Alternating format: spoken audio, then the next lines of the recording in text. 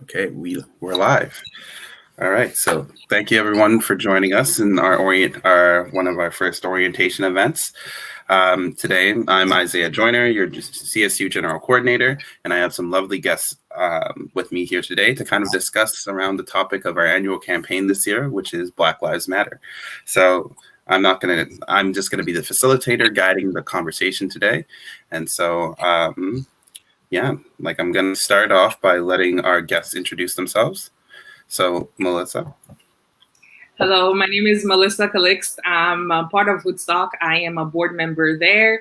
Hoodstock, for those of you who don't know us, we are a community organization based in Montreal North.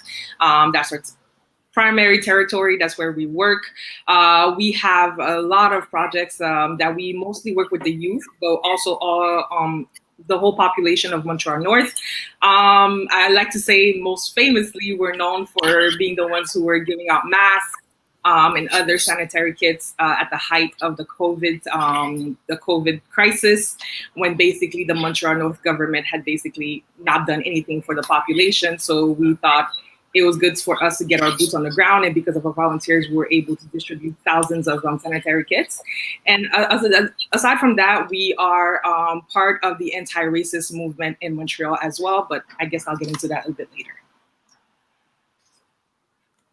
Okay, thank you, Melissa. Harry? Yeah, first of all, I just want to say thank you so much for having me today. Just a pleasure to be a part of this panel, this conversation. So what's up, everybody? My name is Harry. I'm co-founder of Never Was Average, and basically at Never Was Average, what we do, we curate, we design and facilitate positive conversations. I don't know if some of you may have heard of the Brotherhood and the Sisterhood. These are like monthly gatherings that we do to talk about different topics that affect our well-being.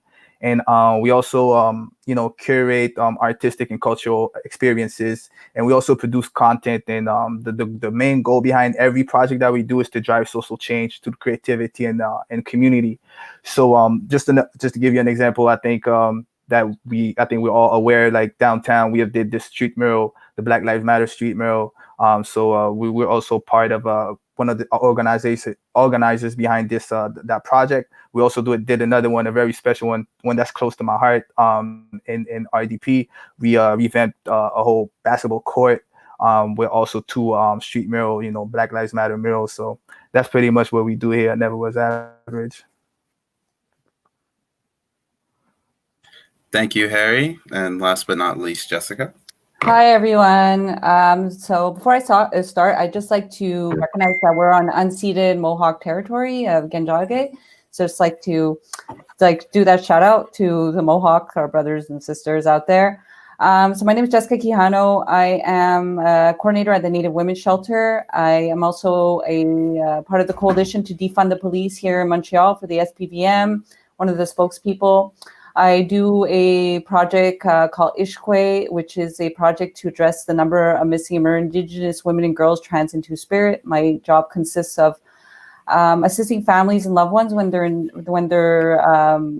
girl, an Indigenous girl or a woman goes missing, in having the police actually find the woman, and as well assisting families in whatever they need in a case, unfortunately, of a homicide. So I look forward to talk about this. There's so many interesting discussions we're going to have this evening, and I'm very humbled to be here. So thank you. All right. Thank you, Jessica. And I guess we're on the same wavelengths, because it's a little weird considering that this is a virtual event, and I'm sure we're in all different locations. So I was going to proceed with the territorial acknowledgement, but with the assumption that we'll speak from Concordia standards, because that's it's a CSU event and our offices are located at Concordia. So in that spirit, I'm going to read out a territorial acknowledgement. It's we would like to begin by acknowledging that Concordia University is located on unceded Indigenous lands. The Kanake, sorry, my pronunciations, the Ganayake Nation is recognized as the custodians of the lands and waters on which we gather today. The Jogage Montreal is historically known as a gathering place for many First Nations. Today, it is home to a diverse population of Indigenous and other people.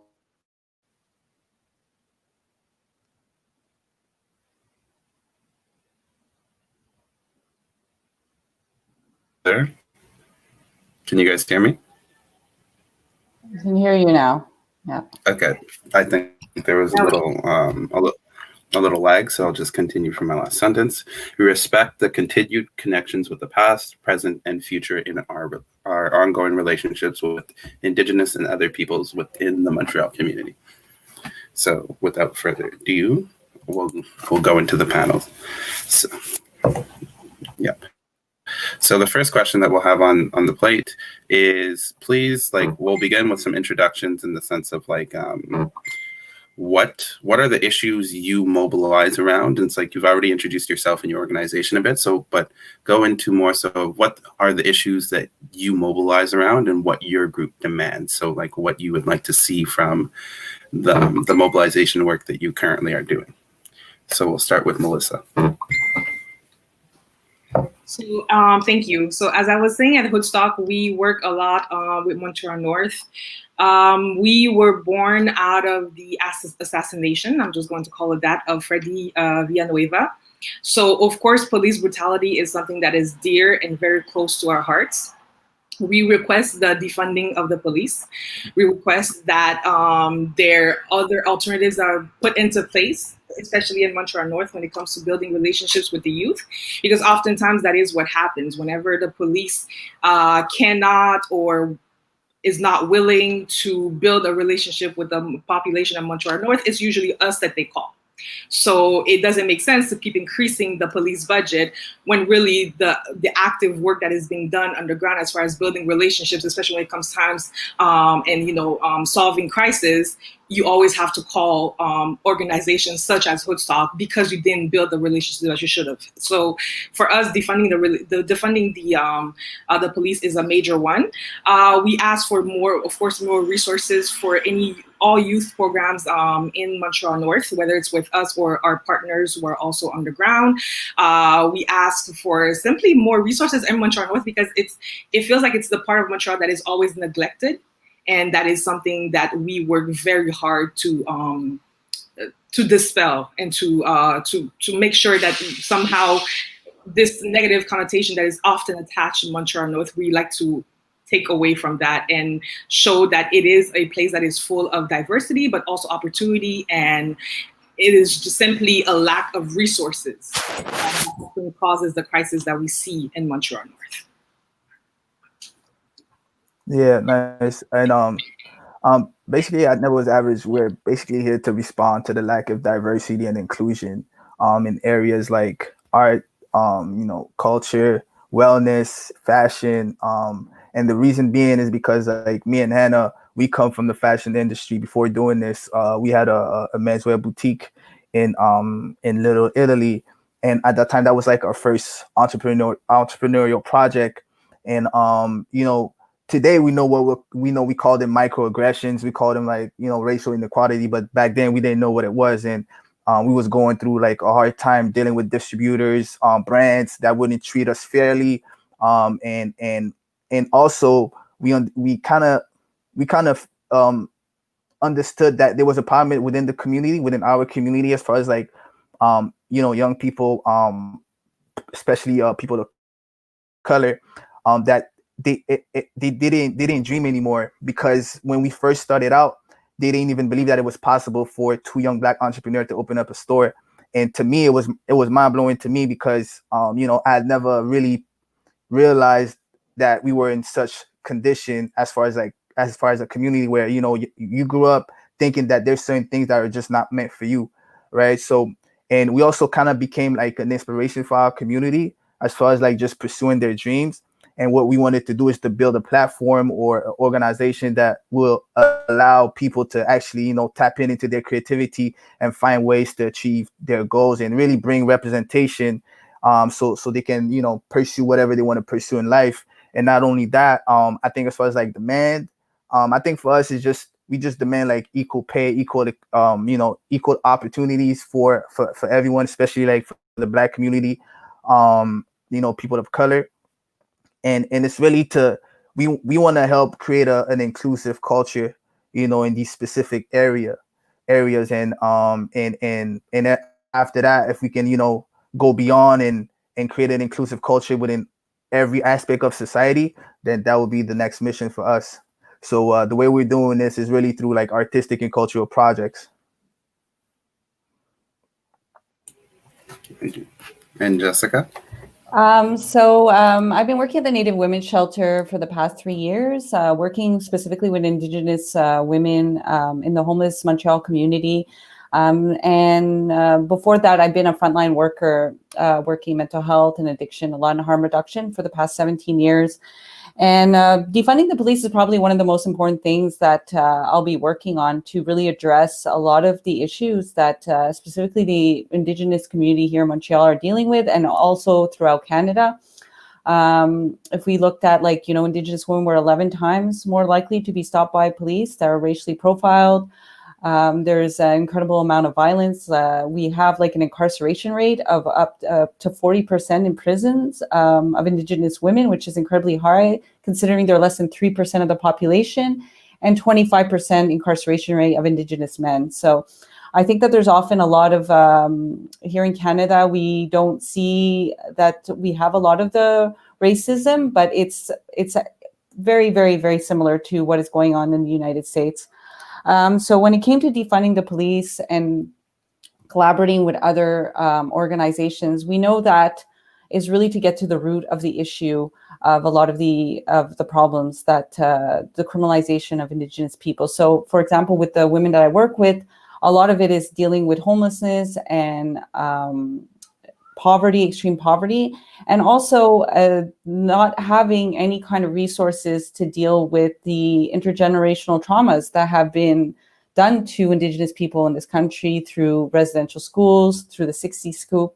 So what I see on a daily basis is police often criminalizing people who are living and taking up public space. And instead of putting those resources to police, which they do, often that's what the response is through government, is to increase police presence, it would be to provide affordable housing. It would be to provide addiction treatment centers.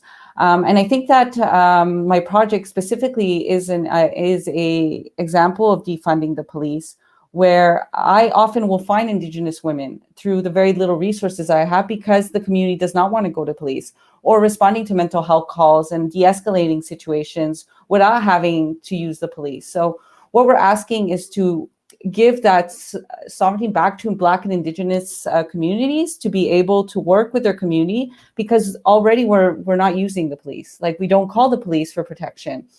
And it's just it's in the larger framework of abolition of all prisons and of all police forces. It's a larger vision, and it's having people imagine a world where there's more equal wealth distribution, that there's that people are treated with dignity and respect, and really addressing all of the systemic racism that exists in all of our institutions. So that's yeah. Thank you. No problem. I guess for our viewers at home, and so forgive me, I'm going a bit off script here. It's the topic of defund the police, or the words defund the police have been used repeatedly in everyone's dialogue in some way or form. So I guess for the viewers, maybe can you guys share your definitions, or your understanding of what you mean when you say, Jessica, you touched a bit upon it there by saying that I guess by diverting resources to other projects such as yours, where for communities that don't necessarily use the police, but maybe just expand upon I guess the whole vision, or an explanation of what you think defunding the police is or looks like, type of thing. So we'll start with you, Jessica, and then I'll reverse count. So, defunding the police for our coalition is really reinvesting into communities. So it's for example, housing is a huge issue and the police are used enormously to ticket homeless people. We see this as a human rights violation when people are sleeping on benches or using drugs or using alcohol in public spaces, how they're ticketed and surveilled and criminalized for that. So it's actually providing people homes. That's one example. It's as well, we know that police don't do a good job when it comes to mental health calls. So it would be instead to not have police intervene in mental health calls. We have seen, like, we've had like 8 Indigenous people who have been killed by police in this country.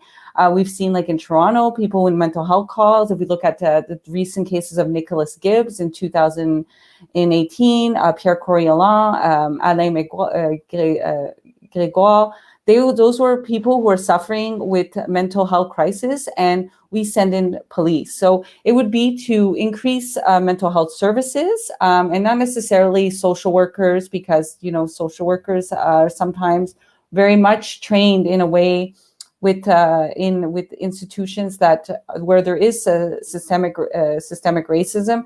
It would be to have, like, task force to intervene that are not militarized and armed. There's really no reason to send armed police to 911 calls when someone's having a mental health crisis. There's no reason to have police in schools that are armed. There's no reason to have police dealing with homelessness. So actually, we have really put police in a situation to deal with a lot of our social problems that they're not actually qualified to do. And so that's what we're, and if we even look at the statistics, like when people want to talk about shooters or when there's mass shootings and so forth, which are often related to the drug trade, we take it a step further. We want to decriminalize drugs. We want to decriminalize sex work. And often police respond to, in cases of mass shootings. Like if we look at the Polytechnic, the police did not prevent anyone from getting killed. So, I mean, and since 2002, if we look in Montreal, there has been one police officer who has been killed by a civilian, as opposed to 189 people who have been killed by police. So this idea of providing a safer society is actually not true.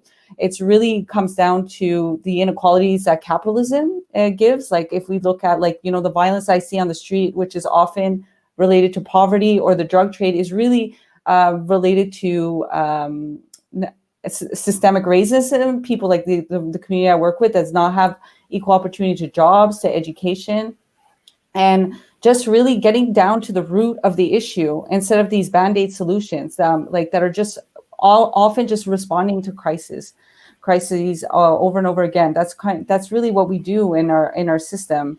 We just don't really get down to the root of the issue, and that's what defunding the police is really having.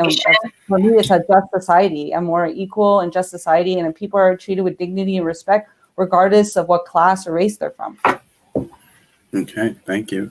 Harry, do you have, or Melissa, do you guys have anything to add for your view of defunding the police? Or Well, I would like to say, like, you know, everything Jessica just said, you know, I agree with everything she said. Like, I think it's spot on. You know, just for myself as a Black man, you know, it's just the lack of trust. Like, you know, I always felt, and from a young age, you know, society let you know that you're a target. You know, you're not, you know, the police is not there to help you, you know. And to me, defunding the police mean, you know, less pressure from society. You know, when you walk outside, you know, you don't feel as if your life is threatened by something that's out of your hands, out of your control, you know, because time and time again, you know, history, you know, proved that, you know, as a Black man, Indigenous person in this country or North America, you're not safe there. You know, there's no protection for you, you know. So to me, that's what it means. And you know, the whole purpose behind the street mural that we did downtown was to bring awareness to that situation, because again, you know, they like to, especially here in Canada, they like to say, like, no, it's not as bad as, you know, this is a problem in the United States and not here. But you know, that's not the case. Like, you understand, if you go to these communities and you speak to the people living within these communities, they'll tell you that they don't feel safe. You know, I don't feel safe when I walk outside, you know. And I'm someone who do a lot of work in the community, right? But when I get pulled over by a police officer, he doesn't know that I'm part of this community and I'm building my community up. You know, they're looking at me as a threat, as a risk, right? So I think it's just to revisit the way that, you know, we want to protect our communities, because right now we've been doing this thing for quite some time and it's clean. It isn't working for us. And I agree with everything Jessica and Harry said. The only thing I would add is defunding the police, on top of what everything that Jessica has already said, is also means to us, it means less harassment for the youth in Montreal North, because a lot of times that's how the confrontation starts. 4 or 5 young Black men standing around, hanging out, as adolescents do. As Harry just mentioned, they're seen as threats. So here comes the police, militarized, armed to the teeth, and then coming in and escalating the situation, of course, because a lot of times we think that the violence comes from the civilian side, when really oftentimes it is the police who initiates the violence with the way they talk to civilians. So for us, defunding the police comes to that, because again, when we think about how our organization was born, really out of the murder of this young man, and I truly do believe his murder could have been prevented had a intervenant, social intervenant had been sent that night instead of police officers with guns. So for us, defunding the police means really the protection of the population that we serve in Montreal North. Okay, thank you. Thank you for that clarification. I think it's always important, because especially social media and just even what we're doing here and having dialogue about issues like this is very important to kind of demystify, because people hear the word like defund and then it sounds almost like combative, as if like, whereas like this is more of a everything in moderation type of thing. I think it was Jessica who said that the police are dealing with, like, it's almost like they're out of scope at this point. Like they have to deal with this issue, they have to deal with that issue. And so it's like they can be overworked, and just the more you do, the less effective you can be sometimes. So it's like, if you just, similar to what we have to do in the education system now with COVID, is like we have to look at society as it is now and see like, well, things have to change. It's like, it's been years and years of doing the same thing over and expecting different results, but that describes insanity. So on to the next question is, what would you say are some obstacles, struggles, and challenges faced by Black and Indigenous people and people of color in so-called Montreal and Quebec? Do these struggles take on a different flavor elsewhere in Canada from your perspective? And this time we'll start with Harry.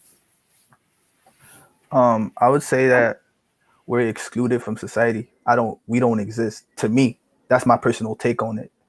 Saying that there's no racism here in Quebec is like saying that I don't exist to me, because I live it every day. When I look around me, when I walk outside with my friends, colleagues and everything, they can feel it and they can attest that there's racism here in Quebec, so, to me, I kind of also feel like, I can't really describe the experience outside of Quebec, but a lot of things comes down to resources.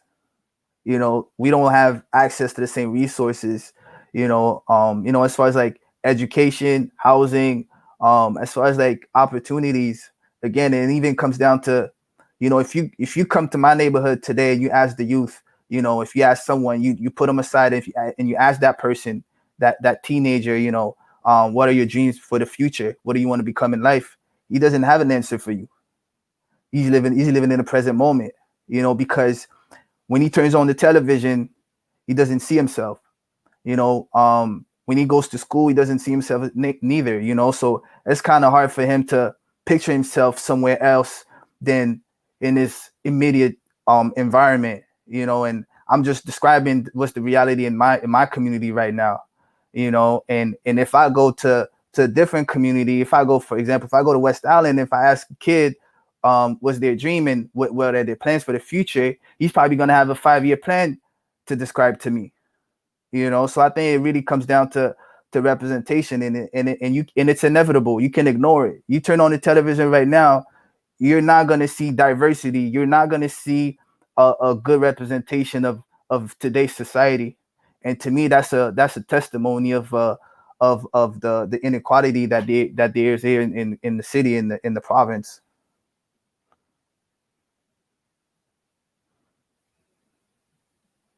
Thank you, Harry. Jessica, would you like to follow? I totally agree with Harry. I've lived here my entire life, and I wouldn't say that I feel like I'm a Quebecer because they've never been really included as being a Quebecer. And I think that there's just like a denial and erasure, especially when it comes to Indigenous culture. I mean, here in Quebec, we think that, like, for example, missing and murdered is Indigenous women and girls. It's something that happens in other provinces when it's something that's very active here. There's also a false history that's being taught in schools. Actually, there's no history when it comes to the legacy of Canada and what they've done to Indigenous people, like through residential schools and the 60 Scoop. And there's also this idea that the French were not oppressors towards Indigenous people, which is very, very, very damaging, and actually just like lies, complete lies. Like there is actually complete, and it was really like seeing the John A. Macdonald statue being toppled. I was really surprised to see how many French Quebecers were at the defense of a man who was also very, very violent towards French people, and it just speaks volumes of how people choose their race over anything else. Like. And as well, this denial that racism does exist here in Quebec is incredibly offensive and creates a lot of barriers when you are trying to just have access to what other people have access to. And we know that a lot of people who come from like white communities or from different classes, a lot of it comes down to who you know, nepotism, how you get ahead in a capitalist world. So this kind of idea that people don't work hard enough to be able to have like a good quality of life is just simply not true. And just not having any kind of reparations for Indigenous people. Like there's been no criminal trials for like abuses. We're coming up to September 29th. There was 2,800 Indigenous children that died in the residential school system. And we don't even like talk about these things here in a country. And we can't talk about actual equality when we don't actually provide healing and reparations for people. And I would say the same thing for the Black community here in Canada, where there was slavery, and and it's just like something that's not taught in school. So there's this whitewashing of history, and we see it today in how people think, and when they'll say statements that racism doesn't exist. In Quebec. So I think it's incredibly damaging because it affects people like as we speak at this moment. And Melissa? So I think once again, Jessica and Harry have pretty much said everything. But I will add that I haven't lived in the rest of Canada, so I can't compare with the other provinces, but I have lived in the United States. And I will say that as a Black person, this is my personal opinion, I would say the thing that irks me the most about Quebec society is the profound denial of racism. Now, somebody may tell me that this is not true, but honestly, in the United States, I feel as if at least the history is there. At least we know there's a fight. At least we, I don't think it's no longer like, I don't think white people in America, at least if they are, they must be crazy, are denying what has happened. I think there's this awakening. And even if they are blatantly racist, but at least there's something there. There's like a tension. Here, we don't even talk about it, as Jessica just said. We simply do not talk about it. I remember when I first came here, secondary 4, and I was literally told by a history teacher that there was no slavery on Canadian land. And it wasn't until my 20s in CEGEP, almost in university, that I did my own research, that I was able to find people like Webster, for example, who actually teaches the real history of Quebec. And so the denial for me, it is very profound in Quebec, and it is very insidious. And I think when you have a prime minister, so it's not just so it's not enough to have ordinary citizens say that slavery doesn't exist, racism isn't a thing. But when you have the top leader of our province declare publicly that there is no such thing as systemic racism, that is very problematic, and that speaks to a profound problem that we have in this society. So it's not even so. Sometimes I feel like we're behind when it comes to the fight of anti-racism, because it's like we don't even have people who can at least acknowledge that the problem exists, much less start fighting. So for me, that's the thing that I would say that I find the most difficult in this type of work. Okay, thank you, Melissa. And for this next question, I guess it ties into what you were just saying, in the sense of like, what is systemic racism, and why is this systemic portion an important distinction versus, I guess, just the regular, well, system? I'll let you expand upon it. Right. So I think what you're trying to say is the difference between systemic racism and individual racism. And so oftentimes people see racism as just that individual component. So somebody said something about my race, about my skin color, about the phenotypes, my background, my community, and it's just, oh, well, it was just one comment, and then we'll leave it at that. But systemic racism is when you have that, but you also have the power of policies, you have the power of the state that comes to back you in those statements, that comes to back you in those beliefs. And so I always forget who said this. I'm so sorry. I will find the author of the quote. But for me, this quote basically resumes the idea of racism. And I think it was someone who was close to Martin Luther King during the civil rights movement who said, if a white man wants to lynch me, that's his problem. But if a white man has the power to lynch me, that's my problem. And that's the difference between individual racism and systemic racism. Individual racism, you may hurt my feelings, may make me cry, okay, but it's something that individual that I can get beyond.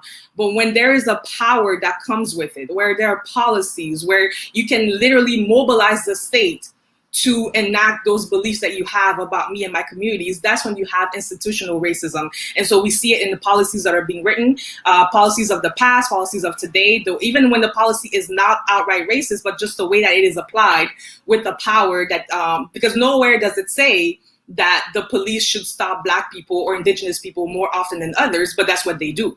And they have the power of the state behind them to be able to do that. And nowhere does it say that, well, anyways, I was going to use immigration as another example, but actually in immigration, it is pretty black and white. And as far as who do we accept in the country, the different criteria that we have, depending on where they come from. So that's where you have the systemic issue comes in, because it is the system, it is institutional, and you have an entity behind it that can really make those beliefs come true. And it's not just the sayings of your neighbor, as hurtful as they may be. If that makes sense. All right, thank you. Harry, do you have anything to add? Well, everything Melissa said, that's right on point, and I just think, to me, it's just, it's just knowing that the system isn't designed for you. It's actually designed for you to fail. I could give you one example. A couple of years ago, I had tried to purchase a home, and I had tried to, usually you get like a 15% deposit. I had a 40% deposit, and the bank wouldn't let me pick a house in a certain neighborhood, and they just told me that it wasn't going to happen, and that because that neighborhood was predominantly white, and they was trying to tell me that, you could probably try to get a house probably in Rivière des Prairies or Montreal North, so to me, that's the type of systemic racism, that we have to deal with on a constant basis. I'm sorry that you had to experience stuff like that, Harry. Jessica, do That's you have anything to add? That's the system's fault. My toxic trait. Don't apologize for the system. I just apologize. Yeah. My toxic trait, if you ask my fellow teammates, is apologizing for things that are not my fault. So something. So I gotta work on that. But sorry to interrupt. Well, that one was my fault. Sorry to interrupt you, Jessica. Oh, that's fine. I mean, it's just terrible, because it's just something that people live on a daily basis. Like, just for me, it's like having to go with like an Inuit woman, and because she's having pains at the doctor, and they automatically assume it's alcoholism.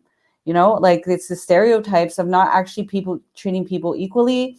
I would say for the Inuit community, not having access to their language, like that's only French and English when their first language is in the Inuktitut, when they have been robbed of their land, of their resources, of their culture. And, it just like goes down even to things like the Indian Act, which is an incredibly racist legislation that is still existent, to children not even having drinking water on many communities across Canada, and are living, in horrible conditions here in Canada, in a very, very wealthy in a very wealthy country. So I think it just manifests itself. And then when we see with policing, how anyone who has darker skin is seen as like dangerous and as a criminal. And when you're a victim of a crime, they don't really think that that's possible. Like there's this idea that you have to almost be the perfect victim for the police to even take you seriously if you've been assaulted and when you've gone missing, how I have to like really push the police to even just put out a report, because the idea is that woman just went drinking and off on a bender. That's like the stereotype. And we have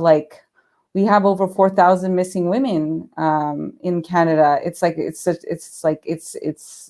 The Amnesty International has called this a crisis, and we had an inquiry, and there's actions to be taken. And it's usually the non-action of government that's so damaging. Like we know what government needs to do, but they just won't act upon it and allow people to continue to go missing, being murdered. Suicide rates, you look at Indigenous, is incredibly high, being incarcerated.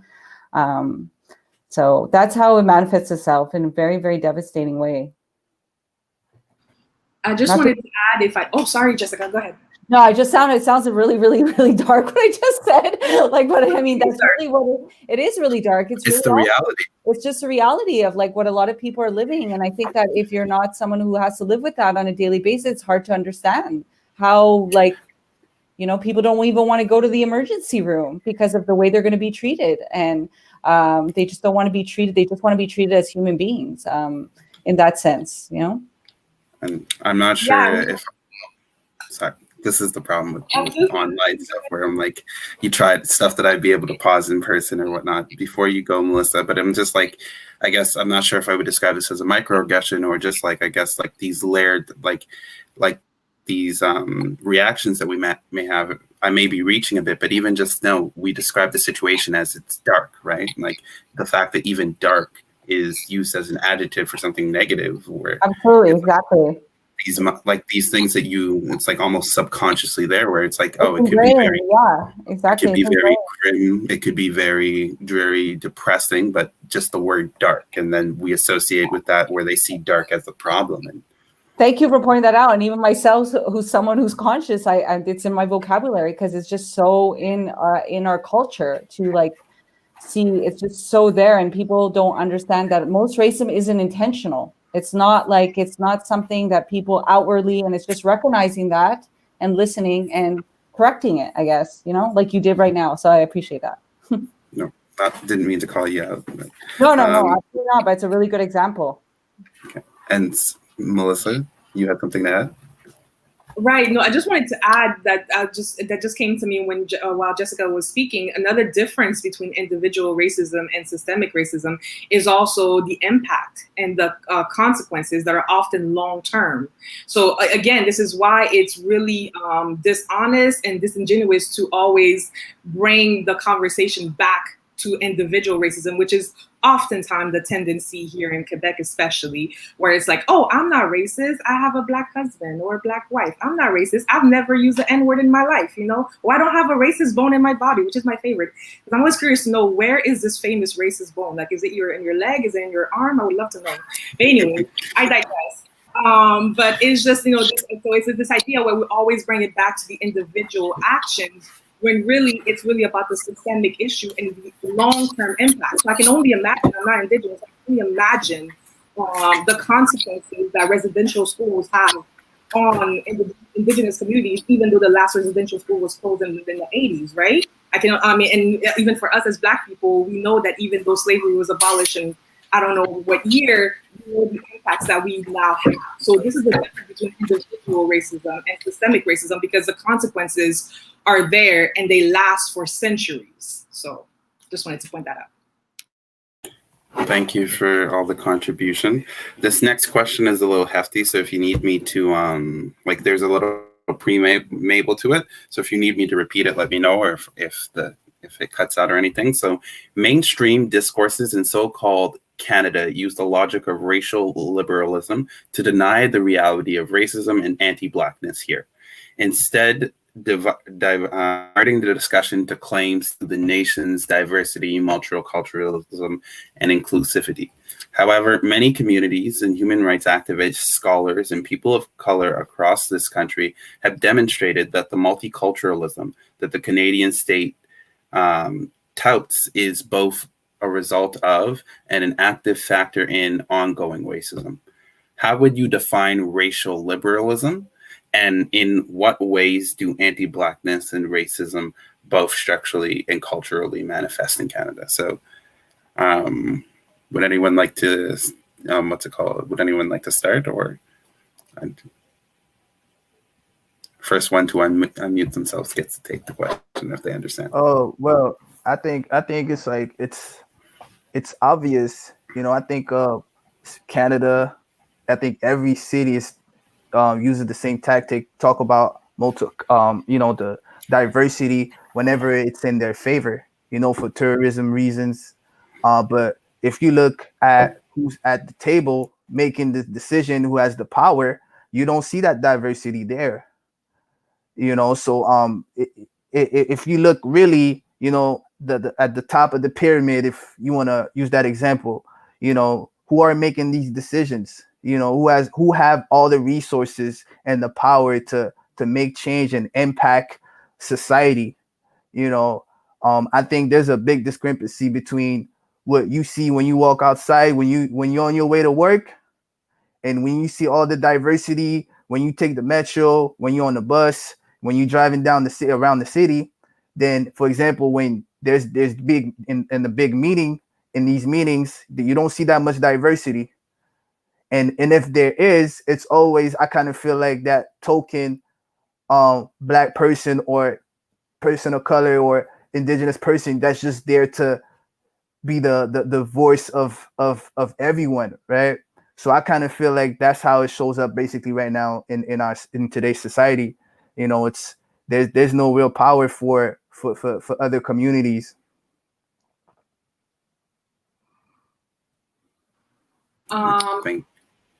I would add to what Harry just said, that another way that it manifests itself is not just internally, but even internationally. I always say that, like many other Western countries, Canada is a good marketing campaign. And much like a good marketing campaign, we've also benefited from, I would say, I guess, our competitor. In this case, I would say the United States. So because the spotlight has often been put on the United States, we've always been able to present ourselves and label ourselves as the more peaceful country of Northern America, which has never been the case. When you look at the history of racism, the history of the indigenous people in this country, we have never been peaceful. We have never been a country that is truly based in equality. We have always, the country is founded on slavery and the blood of the indigenous people. So we've never been what we present ourselves to be, but that's how we've been able to market ourselves to the world. There's also this idea that because Canada never colonized other countries, we're not colonizers, but we are. We just read a statement at the beginning acknowledging that we are unceded territory. So we're technically, literally right now on colonized lands, but these are things that are whitewashed. And so that is part of the racism, and that is, I find, the typical Canadian brand of racism is this way of whitewashing history and presenting ourselves as the nicer alternative to the United States.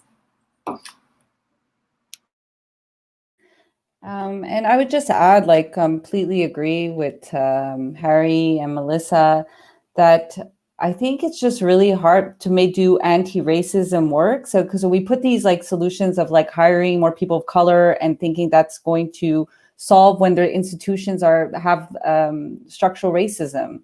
When we have institutions like the police are a really good example that was created to marginalize Indigenous and racialized people. The institution is a racist institution. So actually putting just people is an idea that doesn't work. It just simply doesn't work because it's actually functioning the way it's supposed to be functioning. That's what the police are actually doing exactly what they were meant to do when they were established. And so I think it's just this liberalism that is really damaging because it's like we're there's no way that none of us has racism within us, like just like we don't have misogyny, or because it's so ingrained in capitalism and these structures that people are at the bottom, and often that's racialized people, and there's in the media that we see, and all of the examples that we see, messaging that we see. So I think it's just really hard for people to, because it takes a lot of internal work, and it can be very can be humbling, and sometimes maybe like, wow, I probably have been racist and I probably have hurt people, not intentionally, like a lot of racism, but the impact's the same. So I think people need to get away from your intention. It's still hurtful. And once we can have those kind of conversations, like even just having, I mean, myself, I sometimes have to watch what I say in front of white people. Like, that's in its sense, I'm not really being authentic because I don't want to hurt them. It's like, I have to ask myself, why am I so concerned about, these are things that I think like Isaiah saying sorry, apologizing, like that was a really good example of like things that we all do that, because that's something that's been really ingrained in how our culture, how we are living in Western capitalist society. And so we all need to do that work and move beyond that and kind of re-envision a complete different world that is just not, right now we just don't have an equal world. And this pandemic has really shown how capitalism just came to its feet in like a couple of weeks, how it just doesn't benefit most people. Yeah. If I just add my, what's it called? If I made something that the pandemic has taught me, in the sense, unfortunately, is that there were so many things that we normalized, or we just thought that it was okay and whatnot. And then when the world, then quite frankly, like literally the world had stopped, you would have thought that, okay, maybe the police killings would stop. Like everybody would, like racism might take a break as well. But ironically, if anything, it just grew more and more rampant, and we see more and more cases. And it came to its head when in the incidents about referring to George Floyd, and just like the cases just keep on piling up. But it feels like, although it feels like something relatively new for a lot of people, it just kind of like the epiphany came that this was the reality that we faced all along. But because like police are getting bolder, they know they're being recorded, they know, they see the cameras, it's almost like it's their time to shine in a sense. And it's just really unfortunate, which is going to kind of like tie into our next question. So I'll have Melissa, you can start us off with this one. Let's see.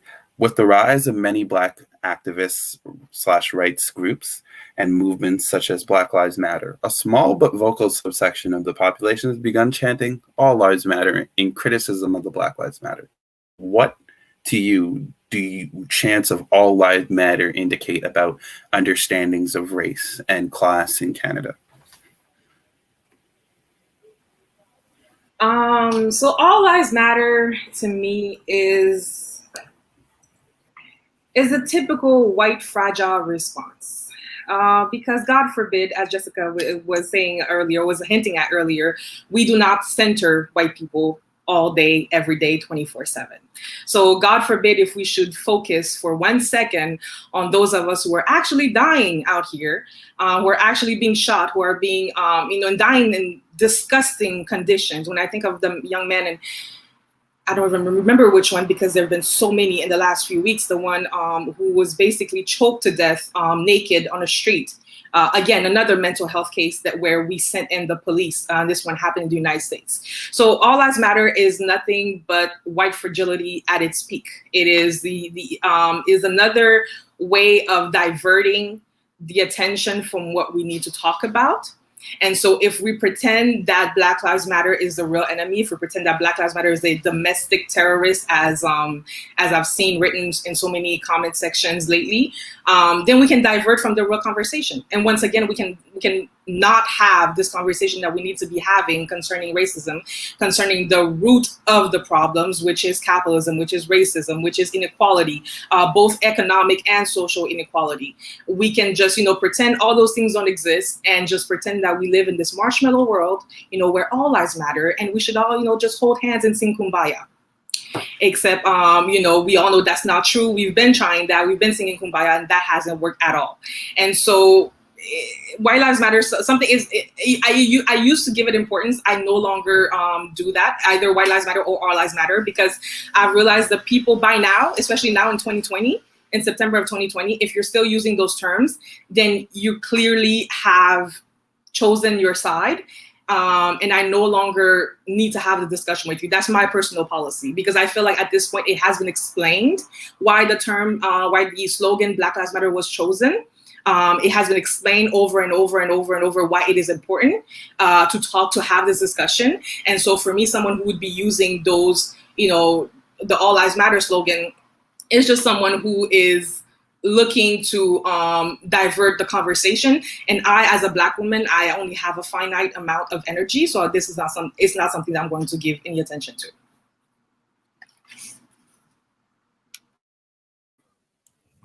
Again, I would have to agree with Melissa.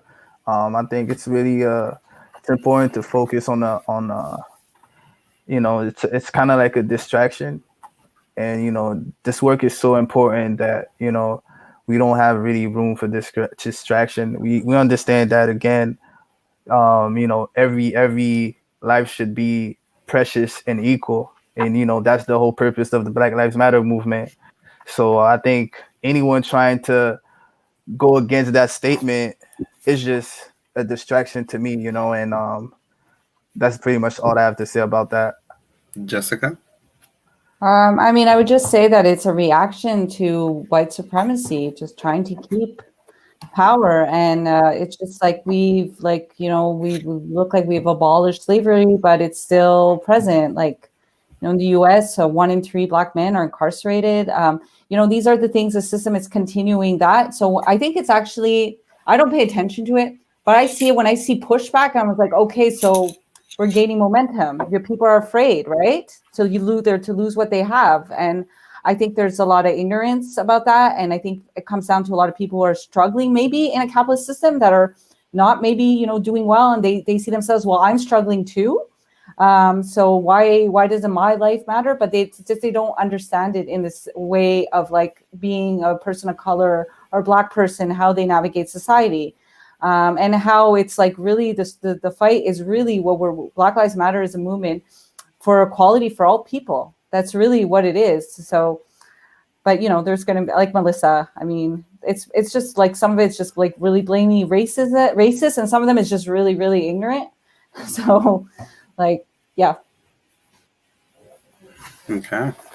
Yeah. Unfortunately, the pandemic, along with other things in social media, it's like it kind of like you get to see some people's true colors or lack thereof, in the sense where it may seem that like it hits different when you see Fox News talking about certain things, or when you see like maybe that random Facebook stranger on a post that's in your newsfeed, but then you see these like, as the described, like distractions, and where it's like maybe one of your Facebook friends or one of your colleagues tries to have a conversation about it or comment on a post of you sharing. So I guess I just quickly wanted to know, like, how do you react to somebody who you've built a relationship with, or whether it be a colleague, whether it be an acquaintance, or whether it be, Lord forbid, a friend or a family member? How do you react to them reacting in this way of saying that whether it be the all lives or white lives matter? So yeah, it's just an open question for anybody, actually. Wait, can you repeat that?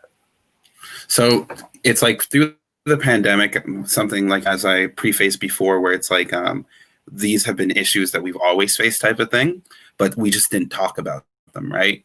We had other things to focus on, whether it be sports, whether it be our job, whether it be friends' birthday parties. But in the with the pandemic coming through, a lot of the world around us stopped, and then we were highlighted with these issues of racism and like these cases where it's like the riots, the protests, killing after killing after killing. So let's say you'll see a friend share a post, be like, all lives matter, or it's somebody who you thought would to be your friend. Like, can somebody, like, I guess as a person of color or as a Black person, can you really be friends with someone who who genuinely believes in the way that it is that all lives matter and they denounce Black Lives Matter type of thing. Like, how does that make you? How does that make you feel? So I guess I'll start. I would say if this was really a friend, not an acquaintance, not a coworker, but a friend, I would very much question the friendship. Because I don't think it's that hard to understand. I really, really don't believe that it's that hard to understand. And I think from the very beginning, people have been using cancer rallies as an example. And even then, I found that to be very remedial because I'm like, really, we had to go there for people to understand. But okay, if that's what we have to do. But I mean, it's not that complicated to understand that in a world of issues, there might be a time where we concentrate on one issue. We've done rallies for cancers. We've done rallies for world hunger. We've had multiple artists come together for famine to raise money for places that are going through famines. We've never stopped to say, hey, there are kids here in Montreal who are hungry too. Why do I have to care about the kid in South Africa? We've never done that before. So why is it that now with Black Lives Matter is suddenly this complicated philosophy that people are pretending that this is like beyond their comprehension? So honestly, for me, if it is somebody who's close to me, I would very much question the relationship. I would very much question my relevance in being this person's friend, because obviously I did not rub off on them enough for them to be able to think that way. Maybe they don't think enough of me to think that way. Depending on how I feel, depending on the level of energy that I have, depending on how important it is to maintain, important it is to me to maintain this relationship, I might try to share some knowledge. I might try to share some articles that I can find relevant. I might try to share the knowledge that I myself, was able to gain. But honestly, like I said, in this day and age, it's not that hard to understand. And I guess, I mean, sorry if I'm being less patient, and sorry if I'm not, being, the gracious Black woman that people would expect us to be, because we are often seen as mules who are, supposed to work to educate everyone. But I think honestly, we are fed up, and we have the right to be fed up, and it's really not that complicated to understand. Like, really. Don't apologize, girl. It's not your fault. I would add that, it would be really great if white people would educate, take that role more, because this is like kind of their issue a lot of the time. So, and I think for myself, it depends on the context. Like if it's a colleague or coworker in the work that I do, I would definitely question their motivations. But however, when I work with a lot of people who come from different backgrounds or on the street and might not have had the same education, I do take the time to explain those things. I think that often we're very punitive in how we so I think if we're going for defunding the police and a prison abolition, that's also a world of restorative justice and compassion and different ways of healing, because and so it really depends on the context and who I'm speaking to. So I mean, like if I'm speaking to someone who just came out of prison and who's saying racist things, I'll sit down with them where that come from, and which is very different than if it was like my friend or colleague, which I would have like zero tolerance. Like I pretty much would block them off. So I think that that's more like, I think that for me. But I however, if you don't have patience with that, I completely understand. Like that's all like to them, and not to say that. That's just like more like how I would approach it. Okay. Anything to add, Harry, or should I go to the next question? I would just say, like, for myself, I'm very I pay attention to the energy that I keep around me, and I think this is like a sensitive topic to me. Like I have family members, I have a lot of friends, that's been in the prison system that had to endure these different discrimination and racism, and you have people that died over this cause, like because they weren't treated fairly. So to me, it's a very sensitive subject. So, and I also believe that, as a human being, as a man, I always like to keep people around me that share the same values as me, So to me, it's all about respect. It's all about honesty. It's all about love. So if you can't, if you don't have those three qualities within you, to me, it'll be very hard for you to be around my energy, So and at work, it wouldn't even be possible, because the whole mission at work is to create a better world for our generation, for Black and Indigenous people. So it wouldn't work for you at work at all. So I just want to put it out there, So um, don't send your application, don't send your resume if you don't believe in a world where we all equal. And yeah, that's pretty much it. All right. So we've talked a bit now about like the opposition, but on a more supportive role side of things, it's like Black Lives Matter has recently been thrust under the mainstream media spotlight. Goals which may have seemed impossible for more than 6 months ago are being re-engaged as real, large-scale possibilities. How have your goals or that of your organizations changed in light of increased public support, or have they remained the same? So I'll start with you, Jessica. Oh my God, like prison abolition and things like this. I've been talking about this forever, and I've never had to hear it, defunding the police and people actually considering doing it is incredible. That's why we're working really hard to do it. That's why we worked all summer, because there's momentum and there's a movement happening right now. So it's probably one of the most important things I would ever have to work on. It pretty much tackles everything I've always worked on in social justice. Like if we were able to accomplish some of the goals that, it would really, I would work myself out of a job, which I've always wanted to do. Like, I don't want women to go missing or being murdered or, like, I don't want to live in this world. This isn't the world I envision for myself or my children. So it's definitely quite incredible. And I'm blown away that people are asking, like people that I would never think that would be actually talking about, because prison abolition was like, what are you talking about? No police, and that people are actually listening finally. So it's quite inspiring. It's really amazing times to be in, even though it's been very, very difficult for a lot of people. It's quite inspiring for human rights. Okay. Harry, would you like to go?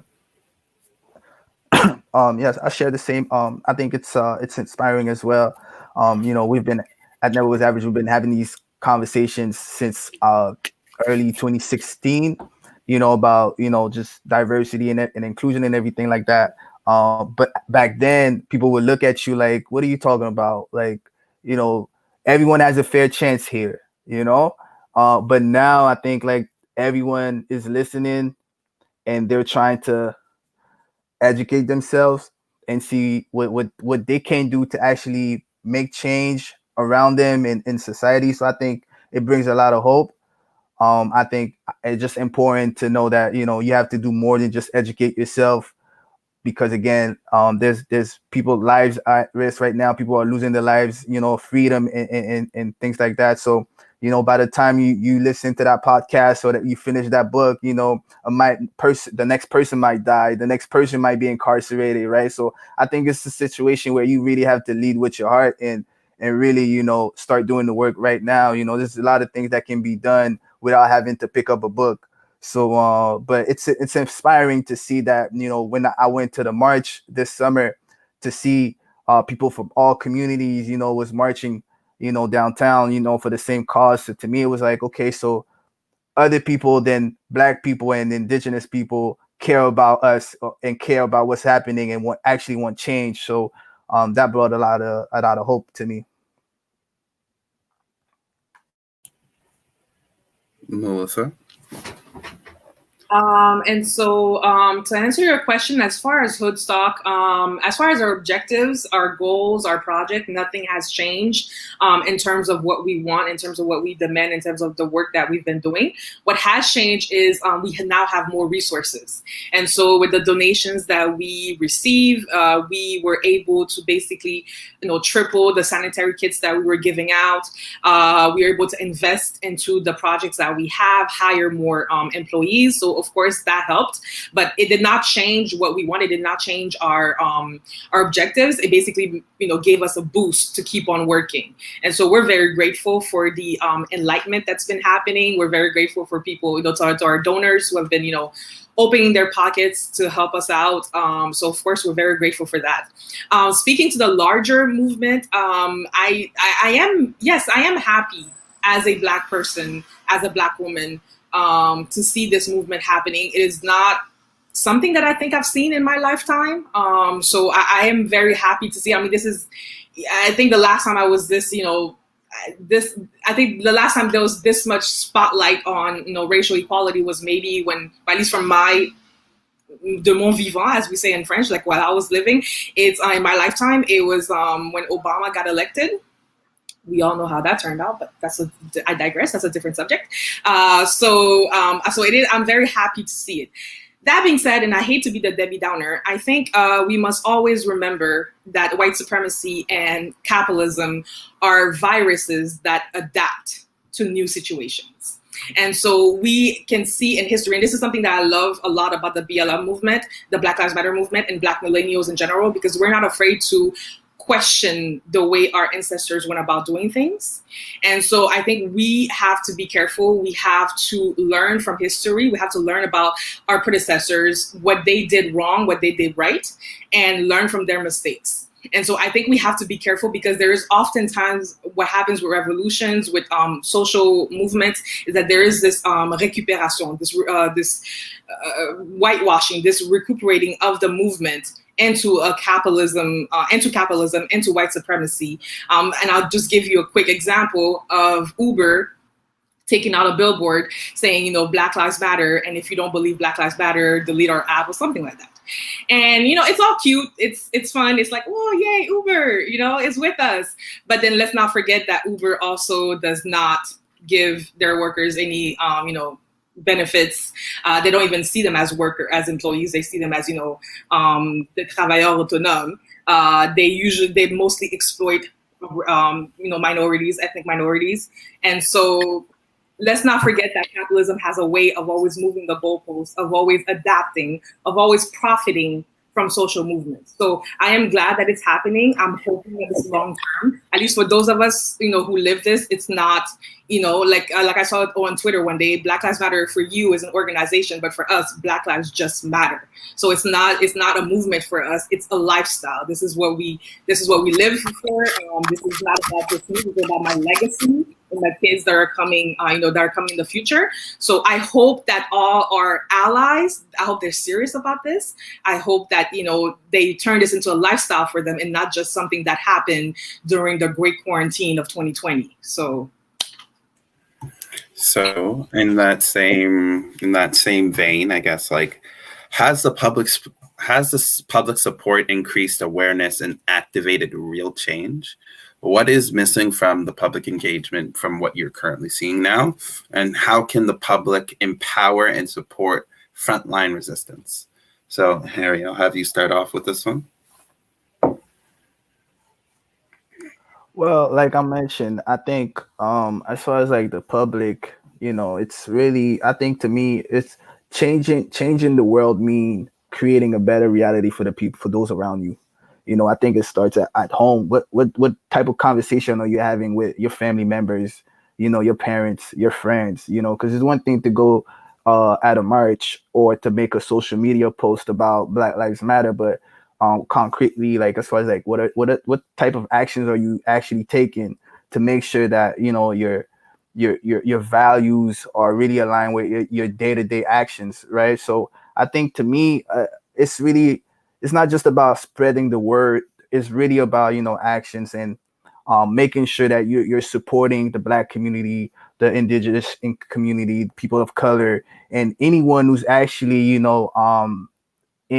a situation where they need help as far as like inequality, and again, like Melissa just mentioned, it's just easy to just jump on a bandwagon and making a post, or just buying a shirt saying Black Lives Matter and all that stuff. I think because right now the context is really everyone is trying to be on the right side of history without actually having to do the work. And again, it's one thing to educate yourself, but more importantly, like I mentioned earlier, it's about, what are you doing on a day-to-day basis?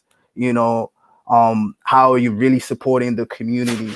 And like you mentioned, are you willing to cut ties with those who are actually, the opposition creating this issue within our community? So I think it's an important time for all of us to really make sure that what kind of world do we want to create for us today and for our kids later on. and we don't really have time to think on it. It's like you have to make a decision in a split second and then find out whatever you have to do to change the world around you. So that's what I would say, and not wait for the government, not wait for the rest of society to fix this issue. Like Jessica said, if you're a white person, know that it is definitely your responsibility to do something, even if you're not affected by this cause, right? Because Black people, Indigenous people have been fighting this fight forever, right? And I think it's important that other communities, get to doing the work, and it's time for them to kind of like pick up the baton, and do the rest of the necessary work in order for everything to change. So yeah, that's what I would say. Basically, we really need to mobilize everybody and to make sure that we end this once and for all. It's an opportunity of a lifetime to me.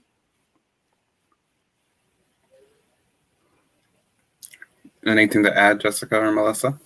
I would add that I think that we also, if we're going to be supporting movements like Black Lives Matter, Indigenous people, racialized people against police brutality, we need to as well support people in very uncomfortable situations, like people who use drugs, people who sell drugs, people that sell sex work, the sex trade. Like I often hear that there's this idea that, people have been dealing with state violence and come from communities with a lot of violence and will be violent. And like, the women I work with, they sometimes do break laws. They are sometimes violent, but they go missing and are murdered. And those are sometimes supporting people who might not have the same kind of life as you. And that, I think, is one of the things that often there's barriers to that. Like, for example, I would get Concordia, like, during the pandemic, the Indigenous local women in the Cabot Square area, right by Concordia, have nowhere to live. Like everything was shut down.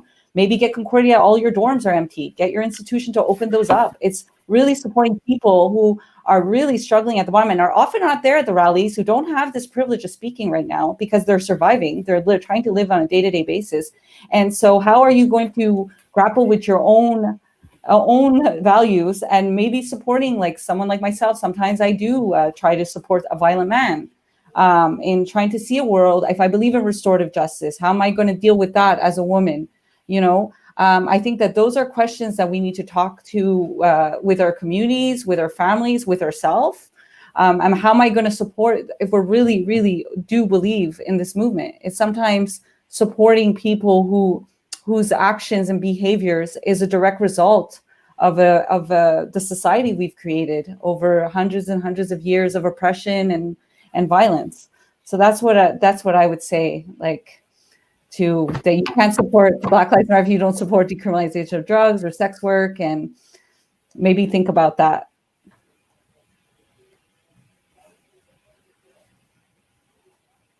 Melissa, anything to add? On top of everything that's already been said, as usual, I agree. I would all just add to also never forget to follow the voices of those communities. And so often what we see is, unfortunately, is people outside the communities recuperating these movements, sometimes even making money off of them. When I think of, Miss D'Angelo. Some people might be angry at me because I know her book is super popular right now. But it is uncomfortable. Comme on dit en français, c'est malaisant to see a white woman become a millionaire off selling a book that talks about anti-racism when really she's not saying anything that other Black women, Black authors have been saying before. So I think it is very important to be sure that while you're doing the education of people around you, be careful of where the information is coming from. Be careful of whose voices you're prioritizing.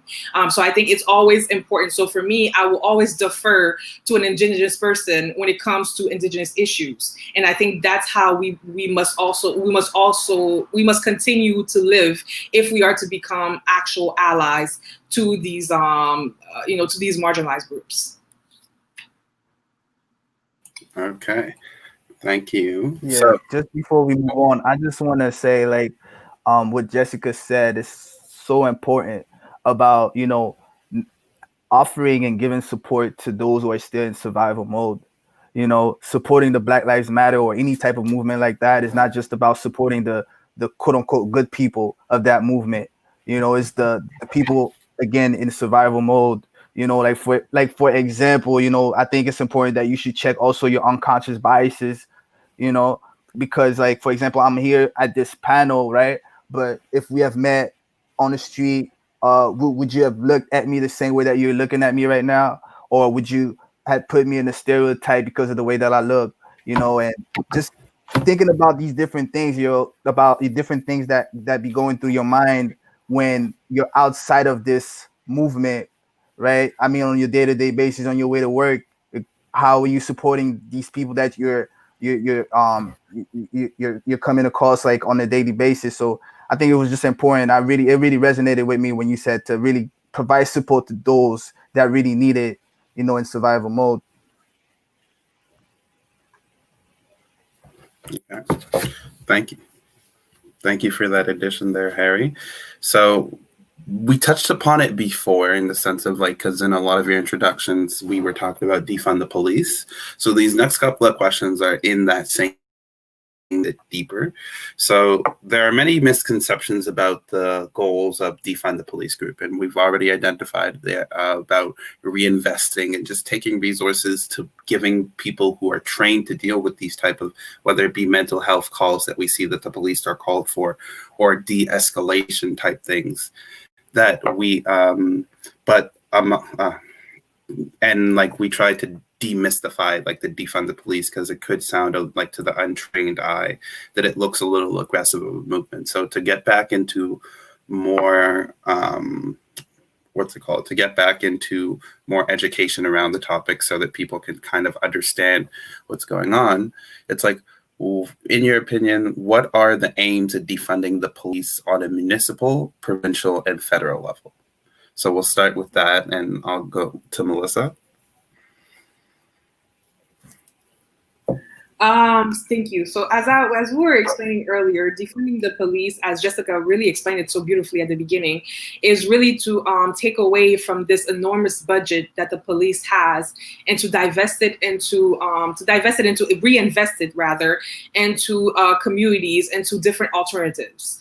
What these alternatives may look like, I think this is where we need a consultation with the actual communities that are being affected by the police and the police brutality at the moment, to see what other alternatives can be put into place. Me personally, I believe a lot in les travailleurs de rue, as we call them in French, which is basically the street workers who, again, are already on the ground doing the work.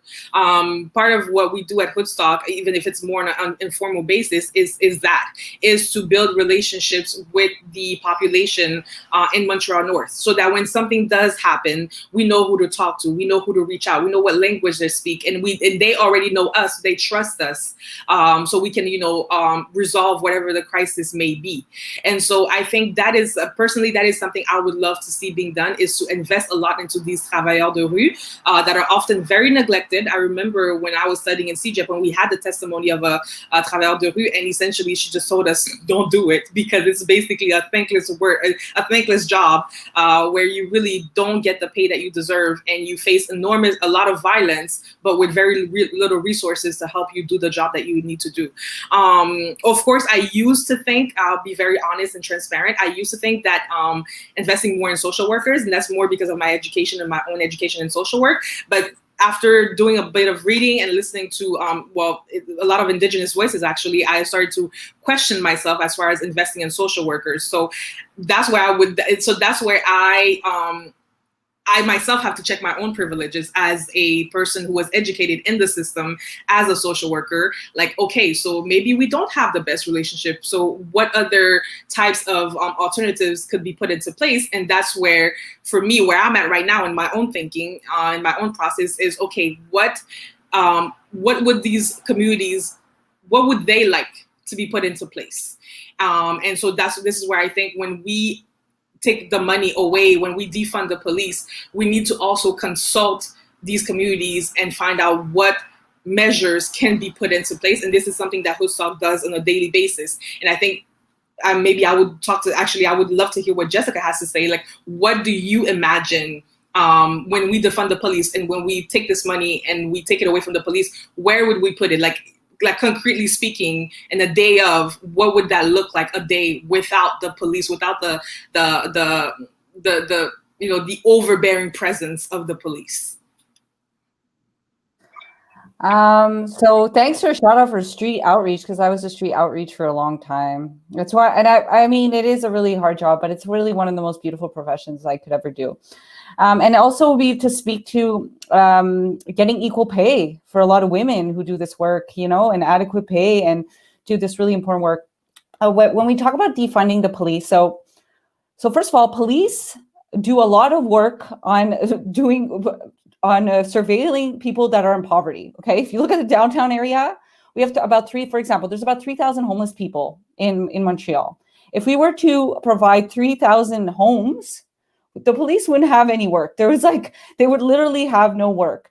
And as well, give adequate services and support for mental health and addiction. Like, we know that these projects work. Like, there's been other cities that have eliminated homelessness by actually providing a home and actually providing services. Like, if you look at the way Valerie Plante responded to the pandemic, they opened up more shelters, which was, first of all, not sanitary for COVID guidelines. And then nobody wanted to go, so they opened up tents, even though the community said that's not going to work. That's not the way people on the street, they need to, as well, are struggling with addiction issues. We need to stop looking at addiction as a criminal issue, as a health issue. There's people who cannot be abstained from using drugs and alcohol. They need to have support, and they will not go to a shelter and share beds with all different things, so they will not do it. So it's actually more expensive to put up shelters than actually give people hotel rooms. Like, that's just a reality. We have a bunch of empty hotel rooms. An example would be like, let's just take hotels, give every homeless person a hotel room. We provide them services and we will support them. You've just eliminated most of police work right there. Because what did they do? They go and police people are sleeping on, and when people are comfortable, I know this as a street outreach worker, when people have a home and somewhere to go that's safe, their drug use goes down. They don't no longer have to resort to crime to make money.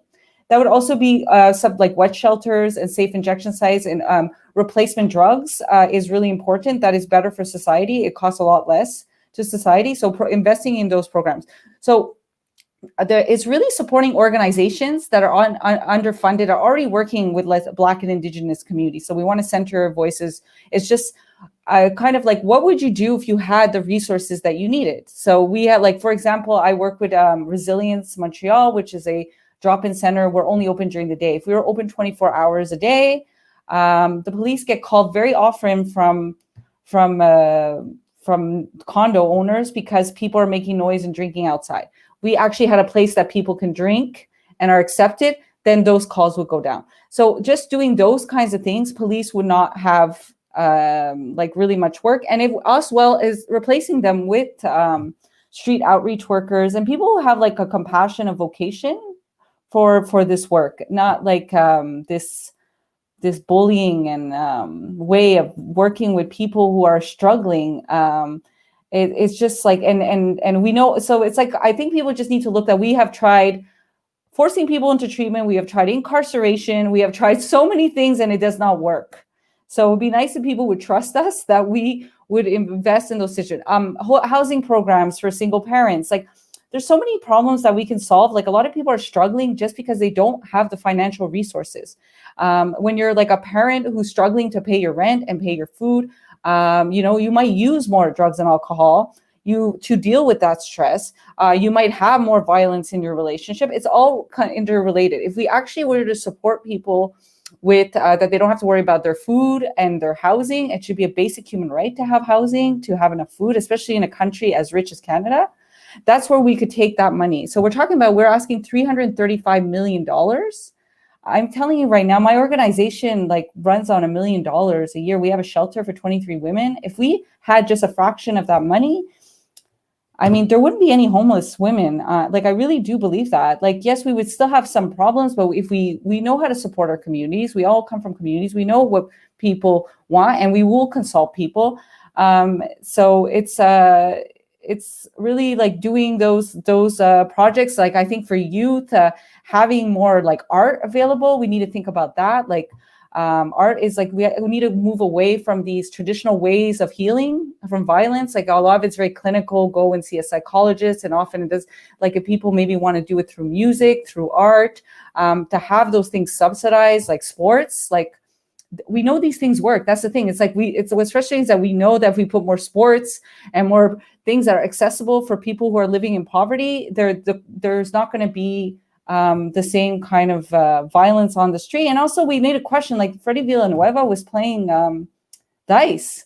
Like, is that something, should we have bylaws that prevent people from, like, do you know what I mean? It's looking at the laws too, in that way. So it's putting pressure on government. It's like, we don't need police in parks. We really, like, there's no reason why there's police officers in park if we are giving actually people things to do and sports and supporting parents. And so, I mean, that's like, and I don't know, like we can go on. It's just really supporting already organizations that have amazing programs and just giving them the funding that they actually like, that they need and they want, so that they can just go ahead and do what it is that they need to do. Harry, do you have anything to add?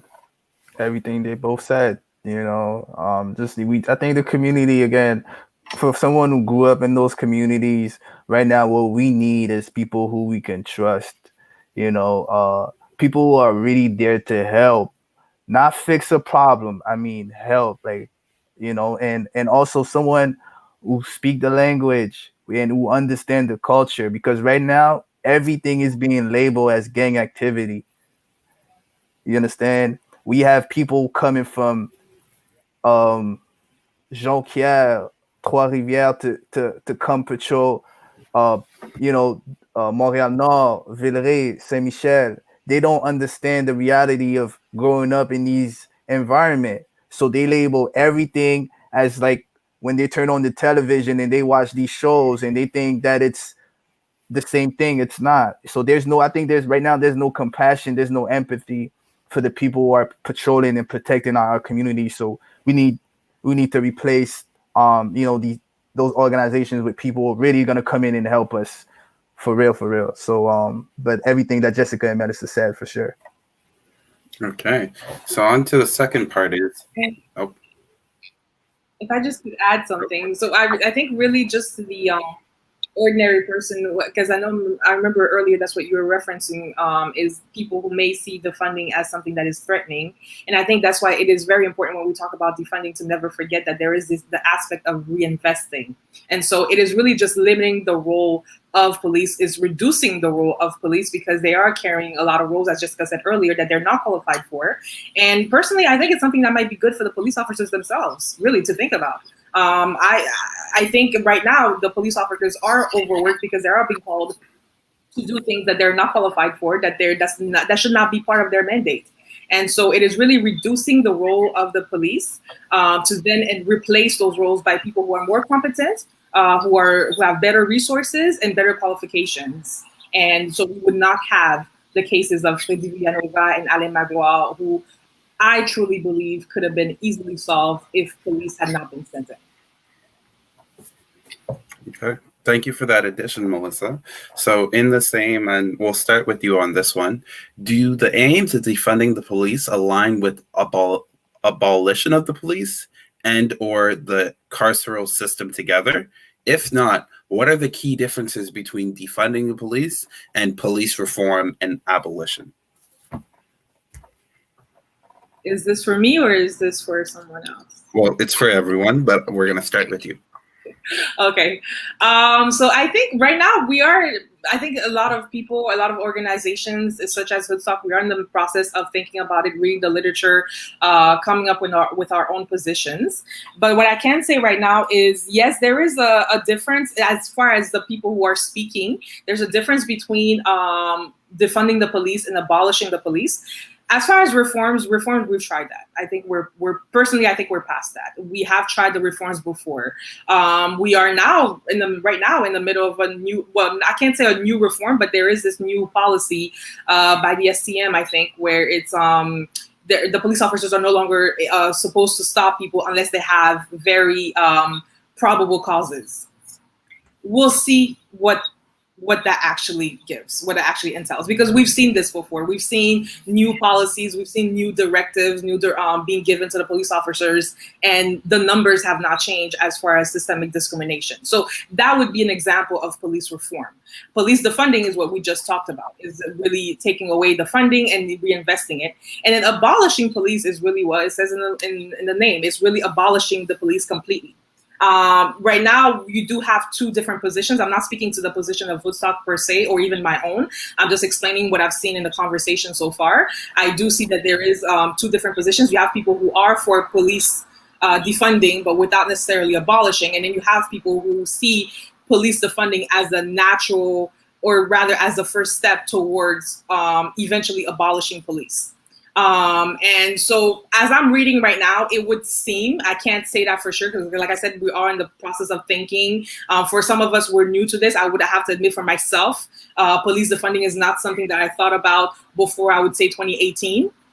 So I'm in myself in the process of really still thinking about it. But for me, I am seeing, and I'm speaking for myself here, that police defunding would eventually lead to an abolishing of the police, because as you reduce the roles of the police more and more and more and more, they would become unnecessary, because you would replace, because really, like, for example, do we really need a police with a gun to give a traffic ticket? Like, is that really necessary? So for domestic violence, would I really call the police if I saw, for example, a Black couple or a Black man, in a domestic violence situation? I have my doubts. So as you have these more and more distrust towards the police, and as if we were to start implementing defunding the police, I do think that eventually we would be talking about abolishing of the police. Now, again, that sounds threatening, and I don't think it should sound threatening, because again, we would have the services that we need, just not with the militarization that comes with it, just not with the guns, just not with the escalation of the of the violent situation. So I think those are the positions that I'm seeing right now. But again, like I said, I myself I'm in my own process of reflection and trying to see what my own position is on the matter, to be very honest. Okay, thank you, Melissa. And Harry? I'm going to pass it off to Jessica, because I don't think I'm qualified to answer that question, since I'm not in that line of work. But yeah. Okay. Sure. Well, I mean, defunding the police works. There's a framework for abolishing the police. That's the way I see it. It's abolishing all carceral systems, all prison, and it's finding alternatives to the justice system, because we know that the incarceration does not reduce violence. Like, people who come out of prison, it does not make our communities safer. So I see it within a framework of defunding and a progression. It's obviously not going to happen tomorrow, but I feel like people wouldn't become police officers if they didn't mean they had a gun. So sometimes, we wouldn't have the same kind of, so it's really envisioning a completely different world, and allowing people who have, committed, when we talk about violent crimes, that's something I think it's important when we talk about violent crimes like murder or rape, or, sexual, children being abused, is to as well put things into place for healing and restorative justice. It's for the victims. And because right now, if you think about it, there's victims, honestly, of sexual assault often don't even go through the court system. So they don't even make complaints, and they don't often see this justice. So this idea of justice, of always incarcerating people, has been incredibly damaging to Black and Indigenous communities, which has just come out of white feminism. It's been very, very, very, very, very damaging, and it's not recognized the violence that has been imposed by government and the trauma that has been put by colonization, Christianity, the church. So it's kind of recognizing all these things as a society. So I think that eventually, I just think abolition is such a beautiful way of seeing. If you actually want to educate yourself, you can actually envision it. And I think that once people get on board, it'll just continue on, and eventually we won't need police, and we won't need prisons, and we will have a completely different world.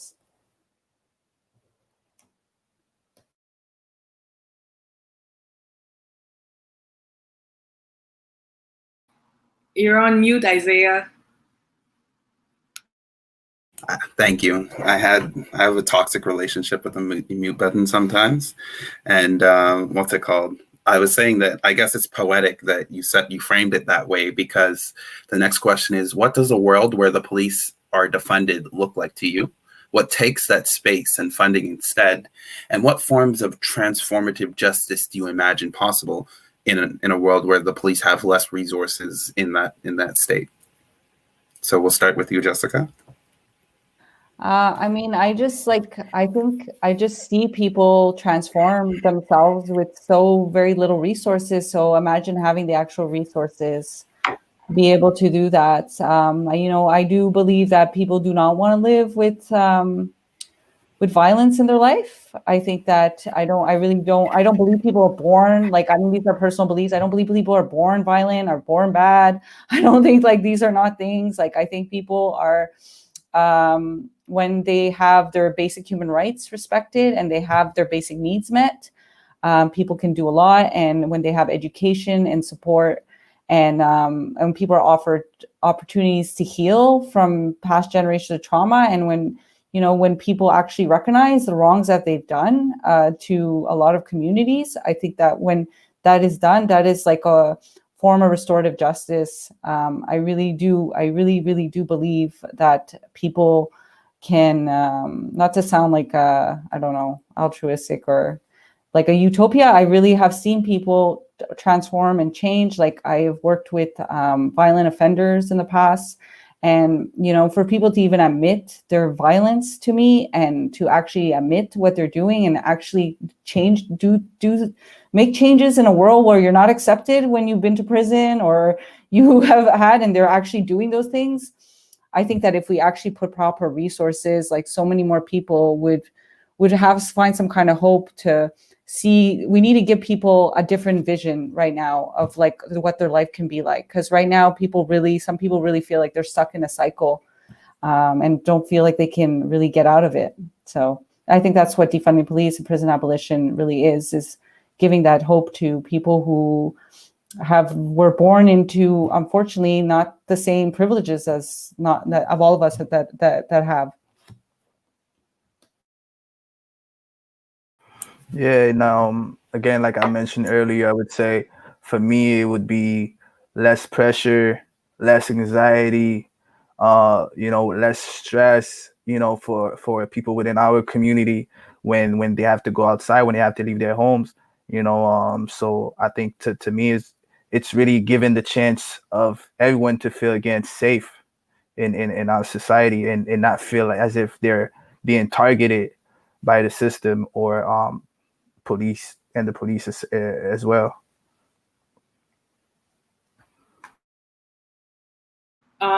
And for me personally, I think Alexandra Ocasio-Cortez in the United States responded perfectly. Well, maybe not perfectly, but very eloquently to that answer when she was asked, what does defunding the police look like? And she said, it looks like the white suburbs. So it looks like the white communities where when a kid makes a mistake, we don't toss them in jail. We bend over backwards to make sure that this kid's life is not ruined.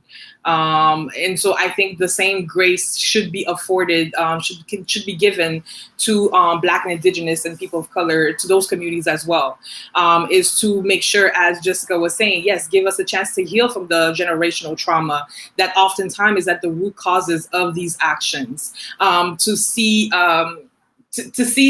not let people's lives be defined by the mistakes that they make, and to give them second chances. And so, yeah, that's what for me, that's what it looks like. It looks like, and there's something that we often say in Hoodstock: as long as there's economic inequality, there will always be social inequality.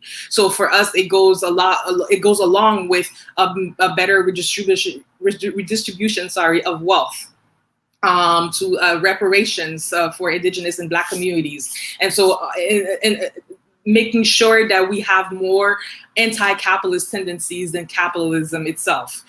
So for me, that's what this world looks like. So we start by saying defunding, but really we are talking about reimagining society, which I think can be a bit hard for certain people. It may even sound utopic, but like a utopia, but I don't think that it is impossible. And so I think defunding the police is really just the first step towards a major societal change? I'm unmuted this time. Thank you guys for your answers. So the next question, it's what statistics, my list gets me with this word every time. Statistics or case study points to need the, sorry, it's late. It's been a long day. Okay, slow down, Isaiah. What statistics or case studies point to the need to defund the police? What are activists, researchers, and communities finding that evidence the link between police brutality, negligence, and oversight, mass incarceration, and systemic racism? What should be noted about the funding and budget for the police and their deployment that disproves the idea that they are just here to serve and protect? So, Jessica, would you like to start off with this question? I mean, it's just police are just they're always in reaction to anything. I mean, we have so many studies too. We have enough research. Like, we really don't need to research the subject anymore. And I would even say sometimes it's detrimental. Sometimes when we research crime in some areas, they just use it to increase police presence. Like, there are great authors, like, if you have a chance, Robin Maynard's Policing Black Lives. It really gives a history of here in Canada. And I think it's really important that the way the system is set up is intentional to marginalize people. Like, it's really intentionally done. Like, missing and murder Indigenous women, girls is intentional. I think it's hard for people to grapple with that when you're in the system, that it's done intentionally to do that. So, I mean, it's to keep people at the bottom. Like, if you look at people who do the service industry, and this pandemic has really shown which jobs are very important, frontline workers or people who like work in grocery stores, do cleaning and so forth. Often those are people who are from racialized communities. It really is done intentionally in a capitalist society. I think that, just like the numbers of incarceration of Indigenous people in this country is absolutely, to me, I get completely, it's less than 5% of the population. We're talking 25% of prison population. It's 40% women. Homicide rates of Indigenous women is 25% in this country. Like, these are really, really major problems. I think that we have tried all these other ways, and we need to really trust the communities that we're serving. So I think there's more than enough research. I don't know if this answers your question, statistics on how incarceration, criminalization does not help communities, does not make them safer. And I think that oftentimes we react in moralistic ways, not actual factual. Like, we look at safe injection sites, how people were so against that when we know it saves people's lives. So we're in the middle of an opioid crisis. More people have died of drug overdoses than COVID. We know that decriminalization of drugs would save people's lives. Portugal did it. So we have like the evidence, we have the research. Scientists, like academics, lawyers have supported all this. So it's really moving beyond the moralistic discomforts that we have and actually putting things into place that being objective and stop judging people on, and like, I don't know if that makes sense, but really, it's just really looking at the research in that. And it's really disappointing, like Justin Trudeau, who recently came out and said he was not for decriminalization of drugs, but to do a safe supply, when every doctor in this country has said you need to decriminalize drugs because people are dying of toxic drug supply. So that, to me, is playing on morals and politics, and often going to a white vote of a certain class. And there's a body count to that,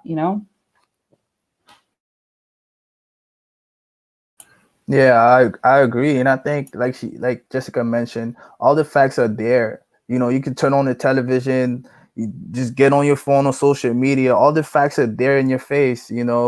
Inevitable. You can't look the other way. I don't think we need another more survey or study to understand that there is an issue as far as like policing certain communities, our communities, and we need to find an alternative and a new solution, because everything that we've tried so far, it hasn't worked, isn't working. And so that's what I would say to answer your question. And Melissa, do you have anything to add here? On top of everything that's already been said, I would say to anyone who absolutely feel the need to have numbers, which I can understand, I would refer them to the independent research that was done by researchers that were actually hired by the SPVM. So it's not even, just, people, the liberals from UQAM, as they like to call us. It's actually people who were hired by the SPVM who found out that indigenous people are more likely, 4 times more likely to be stopped by the police. It climbs to 5 times more likely for black people and 4 times more likely for Arabs to be stopped by the police than white people. And then when it comes to indigenous women, then it just shoots up to 11 times more likely to be stopped. So that right, and this is a research that was done last fall. And it wasn't until June, so this summer, the summer of 2020, that the chef de la police de Montréal, so Sylvain Caron, recognized that systemic racism existed, so almost a year later. And even then, he made sure to say, oh yeah, we believe there is systemic racism within SPVM, but it's only a small minority.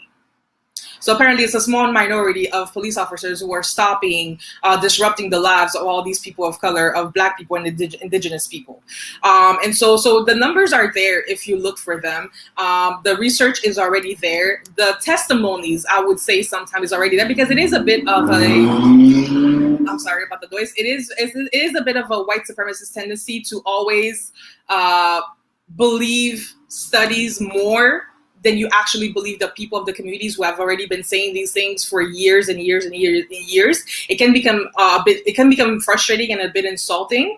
Oftentimes I find myself rolling my eyes at the studies that come out, like, it's almost as if they're saying, the sky is blue and water is wet. It's like, we've been telling you this. So I think beyond studies, I mean, if you want the numbers are there, simple Google research, but beyond studies, I would urge anybody wanting to find out more information is to listen to the testimonies, listen to the workers, to the people who are active in this movement, who are active in these communities, who have been saying the same things over and over for years, and who basically have not been listened to. So yeah. Okay, thank you. Where is all the funding coming from? All this funding coming from? What are the best ways to redirect current private and public funding that goes to policing? So, Melissa, would you like to start? I'm not sure I understand the question. Can you just repeat it for 1 second? So, from my interpretation, so from my interpretation is like, okay, I guess the question is aiming to say is, where do police get the money from, like, originally? So when we say defund the police, where does police funding typically come from? And then what are the best ways to take that funding that is normally invested into the police and redirect them into like public and private? Like, so, like, I guess I'm not 100, like, I'm pretty sure there's a significant portion of the police budget that comes from, I guess, taxes. So from what we pay for policing, which is, from what I understand about the movement, is like the logic is, as I think Jessica and all of you touched upon, is that in our communities, we can't really trust that police. And I think it was Harry said that, like, that relationship of trust isn't there. So when we have an issue, we don't like to call them. But the irony of that situation is that we're still, whether we call them or use them or not to de-escalate situations, we pay for them. So like in that principle, I guess, like, that's one portion of the funding. So if you guys know of any other places, whether it be publicly or privately, that the police get funding, and then what would be the movement's best way of getting that funding to go to these other places? Did that clarify? Yes. So yes, as far as I know, it's as you said, the majority of their funding comes from taxpayers, much like any other public services. However, I do wonder, and this is not something that I'm knowledgeable about, so I don't know if maybe Harry or Jessica has the information, but I do wonder, when we see police in the public transportation system, for example, or when we see them in schools, I wonder if they have some sort of special contract with the SCM or with the the school boards. And the reason why I ask is because I know that in the United States, that has been a way. So when the city itself or when the state itself is not willing to defund the police, that has been a way. That has been a tactic that has been used to start the process of defunding the police system. So essentially, it is school boards saying that we're cutting the contract that we have with the local police, or it is stores saying that we're no longer going to have a contract with the police where we require them to pass by or whatever. So I don't know if this is something that exists in Quebec, however, but I do question when I do see them in the police in the metro, for example, and knowing that the SDM already has their own inspectors, I do question why they're there, and I do question with whose money, who's allowing them to be there, who's paying for this. Probably us once again, but I don't know if Jessica or Harry has that information. I mean, police gets funded by different sources. So there's a city, there's the province, the Sécurité Publique, and there's the federal government. So those are different sourcings of funding. I think it's really interesting in schools, a lot of times, yes, school boards do pay police to come and do workshops like sports and so forth. So it's to put pressure on those institutions, which I really don't understand why police are teaching boxing. There's definitely better ways to do but really, and it's a way to surveil and to continue and kind of a brainwashing to get people to become police officers from those communities. That's often a tactic that's used. When I grew up in Côte-des-Neiges, we used to have often police would do things for us. So it's just they use it a way to do extracurricular activities for free for the community. But I think the community can definitely get police out of schools by not allowing school boards to hire police to do this. So yes, we pay for it. It's really public funding. We really, really do pay. We pay an enormous amount of money. Police are paid quite well. I mean, they make about $60 an hour. So on average, they get a lot of vacation time. They have a very strong union. They get a lot of benefits. I mean, we were not even talking about some of the benefits they get from crime, that there's a lot of money that is invested into from organized crime into police, and police are definitely benefiting a lot from criminal activity and so forth. We had the Charbonneau Commission. I know people of you remember that. That was and that is something that it continues today. I don't want to talk too publicly about that because, I do fear the police. Not to say that all police officers are involved in those kinds of things, but you have to sometimes wonder some of the things I see and some of the things I hear. There's definitely a financial benefit to for police that for crime to continue and so forth. So I think that it can be that people are sometimes don't believe these things, but there are a lot of things that are happening within the SPVM that I don't think citizens would want their money to be paying those people to be serving our community. Okay. Yeah, I also think to answer the second part of your question, I personally think that some of the money should be invested in youth programs.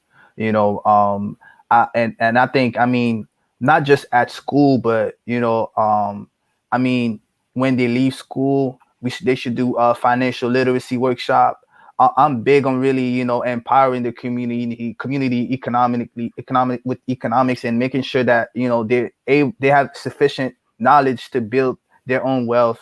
And so business classes, and also try to see if we can get them to travel. Some of these kids, they never get to travel. They never get to leave their neighborhood. They don't know what's out there. The only thing they know is what's happening in their neighborhood, and it's hard for them to imagine a life outside of what's possible around them. So I would definitely see some of that money being invested in the youth. Okay. And just to piggyback off of what Jessica was saying, it just occurred to me because I read the article not that long ago. Speaking of benefits that the police receive, oftentimes when there is a case of police brutality, their lawyers are paid by the city, which is the case of Pierre Coriolan right now, where I think the city so far has spent $191,000 and paying the lawyer fees for the police officers. And meanwhile, I think the family has gotten something. Well, I won't even mention the number, but it's definitely not $190,000. So it's just, it's, again, it is as if the police force is a special class of workers, because honestly, I don't know a single public servant who can kill the person that they're supposed to serve and then have their employer, back them and pay the lawyer fees for them.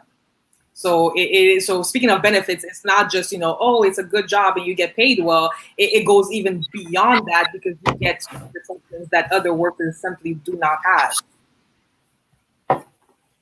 Okay. Thank you for your insights on that. Harry, you were speaking about the youth, so this kind of ties into it. It's like, what can students and student unions, such as the Concordia Student Union, unions play? What role can students and student unions play in the various anti-racist struggles and movements currently active? So, Harry, would you like to kick this one off? I think they play an important role because they're actually they're the future of today's society. So I think it's important for them to really educate themselves and know what needs to be done in order to make sure that we do not repeat history and making sure that we're actually making change.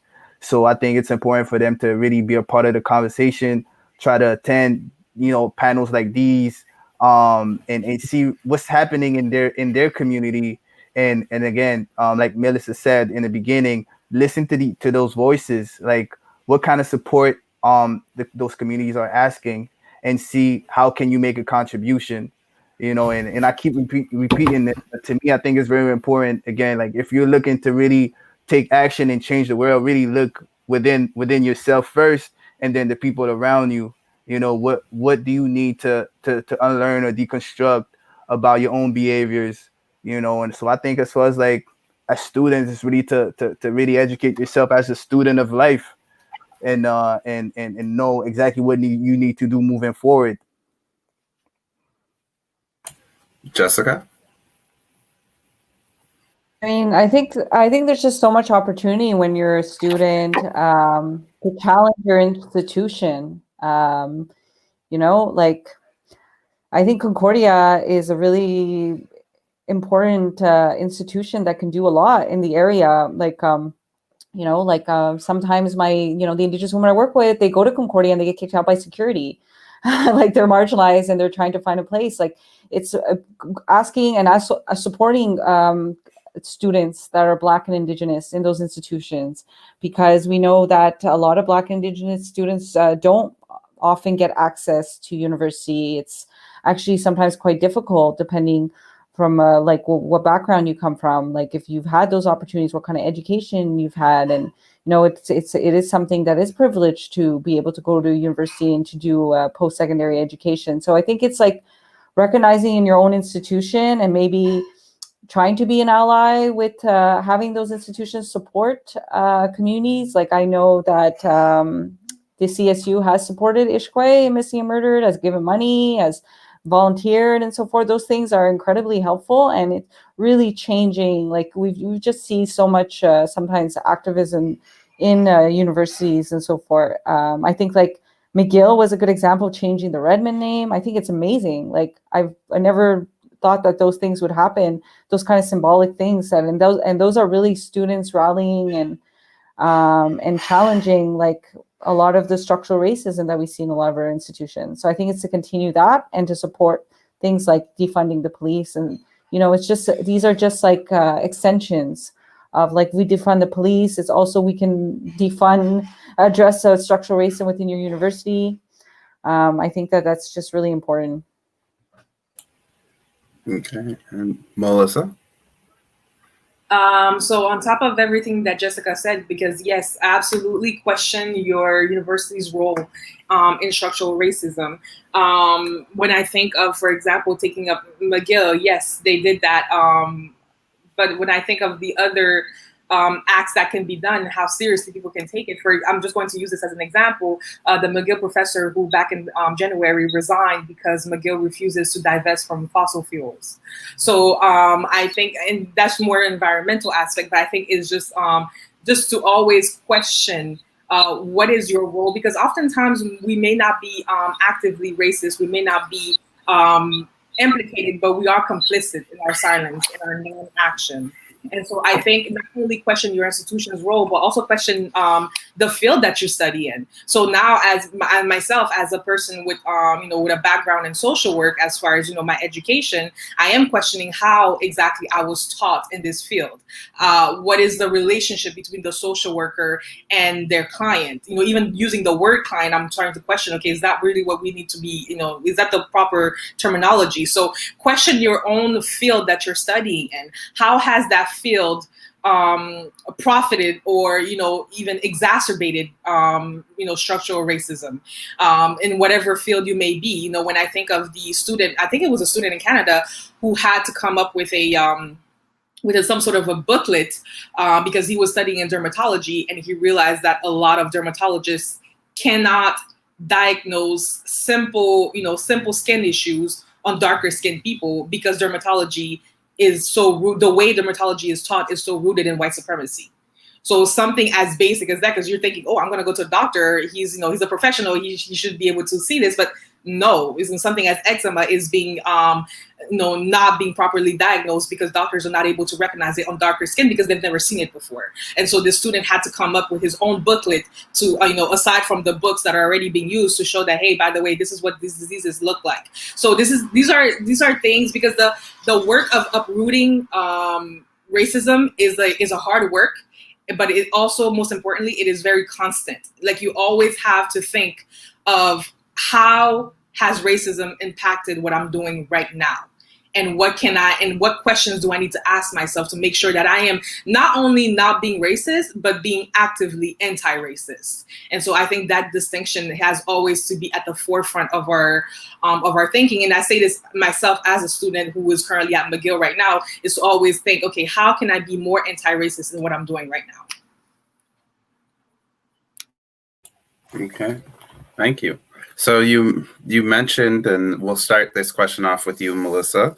You mentioned questioning the roles of, well, we were talking about the youth perspective that Harry brought up now. It's like questioning what you're studying, questioning like what field you want to go into, whether you're in that field or not, and reflection and seeing, like, questioning, well, what is your university and the community around you, organizations doing to fight this?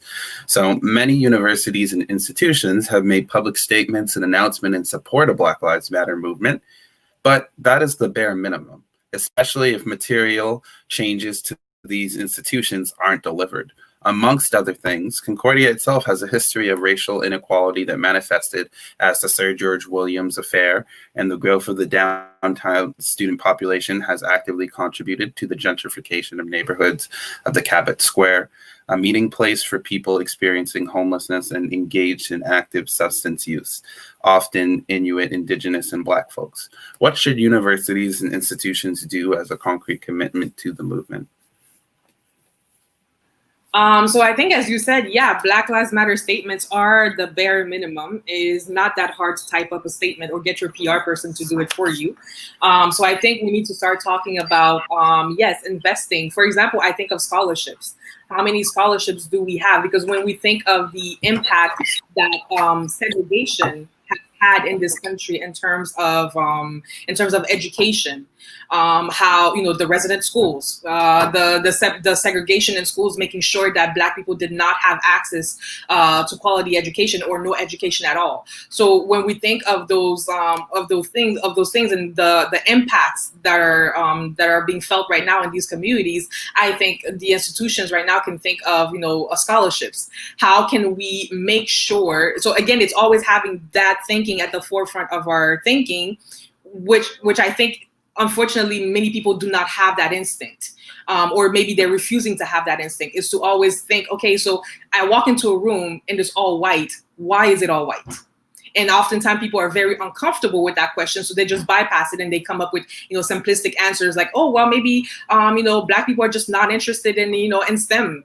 Like, okay, yeah, so we just want to all become basketball players. Is that it? Like, it doesn't make sense. It's the simplistic answers that makes no sense. So I think we are refusing to look at the root problems, which is oftentimes access to resources. So I think this is where somewhere where universities can step up and say, hey, let's put in more scholarships for these communities that oftentimes do not have access to these type of educations. And furthermore, also rethinking the curriculums of a lot of courses, a lot of faculties, a lot of fields that are being taught. Again, how are we teaching those courses? When I think of I did my bachelor's in political science and at UQAM, and when I think of there was only one course on African politics, absolutely nothing on Black history, absolutely nothing. If I did not ask the question, no teacher of mine was willing to talk about the subject of colonialism and how it affects us here in Canada and abroad. So I think just rethinking those courses, rethinking those curriculums, and questioning ourselves, why are we teaching these subjects that way? So I think this is somewhere where universities can have a lot of work to do. Thank you. Harry?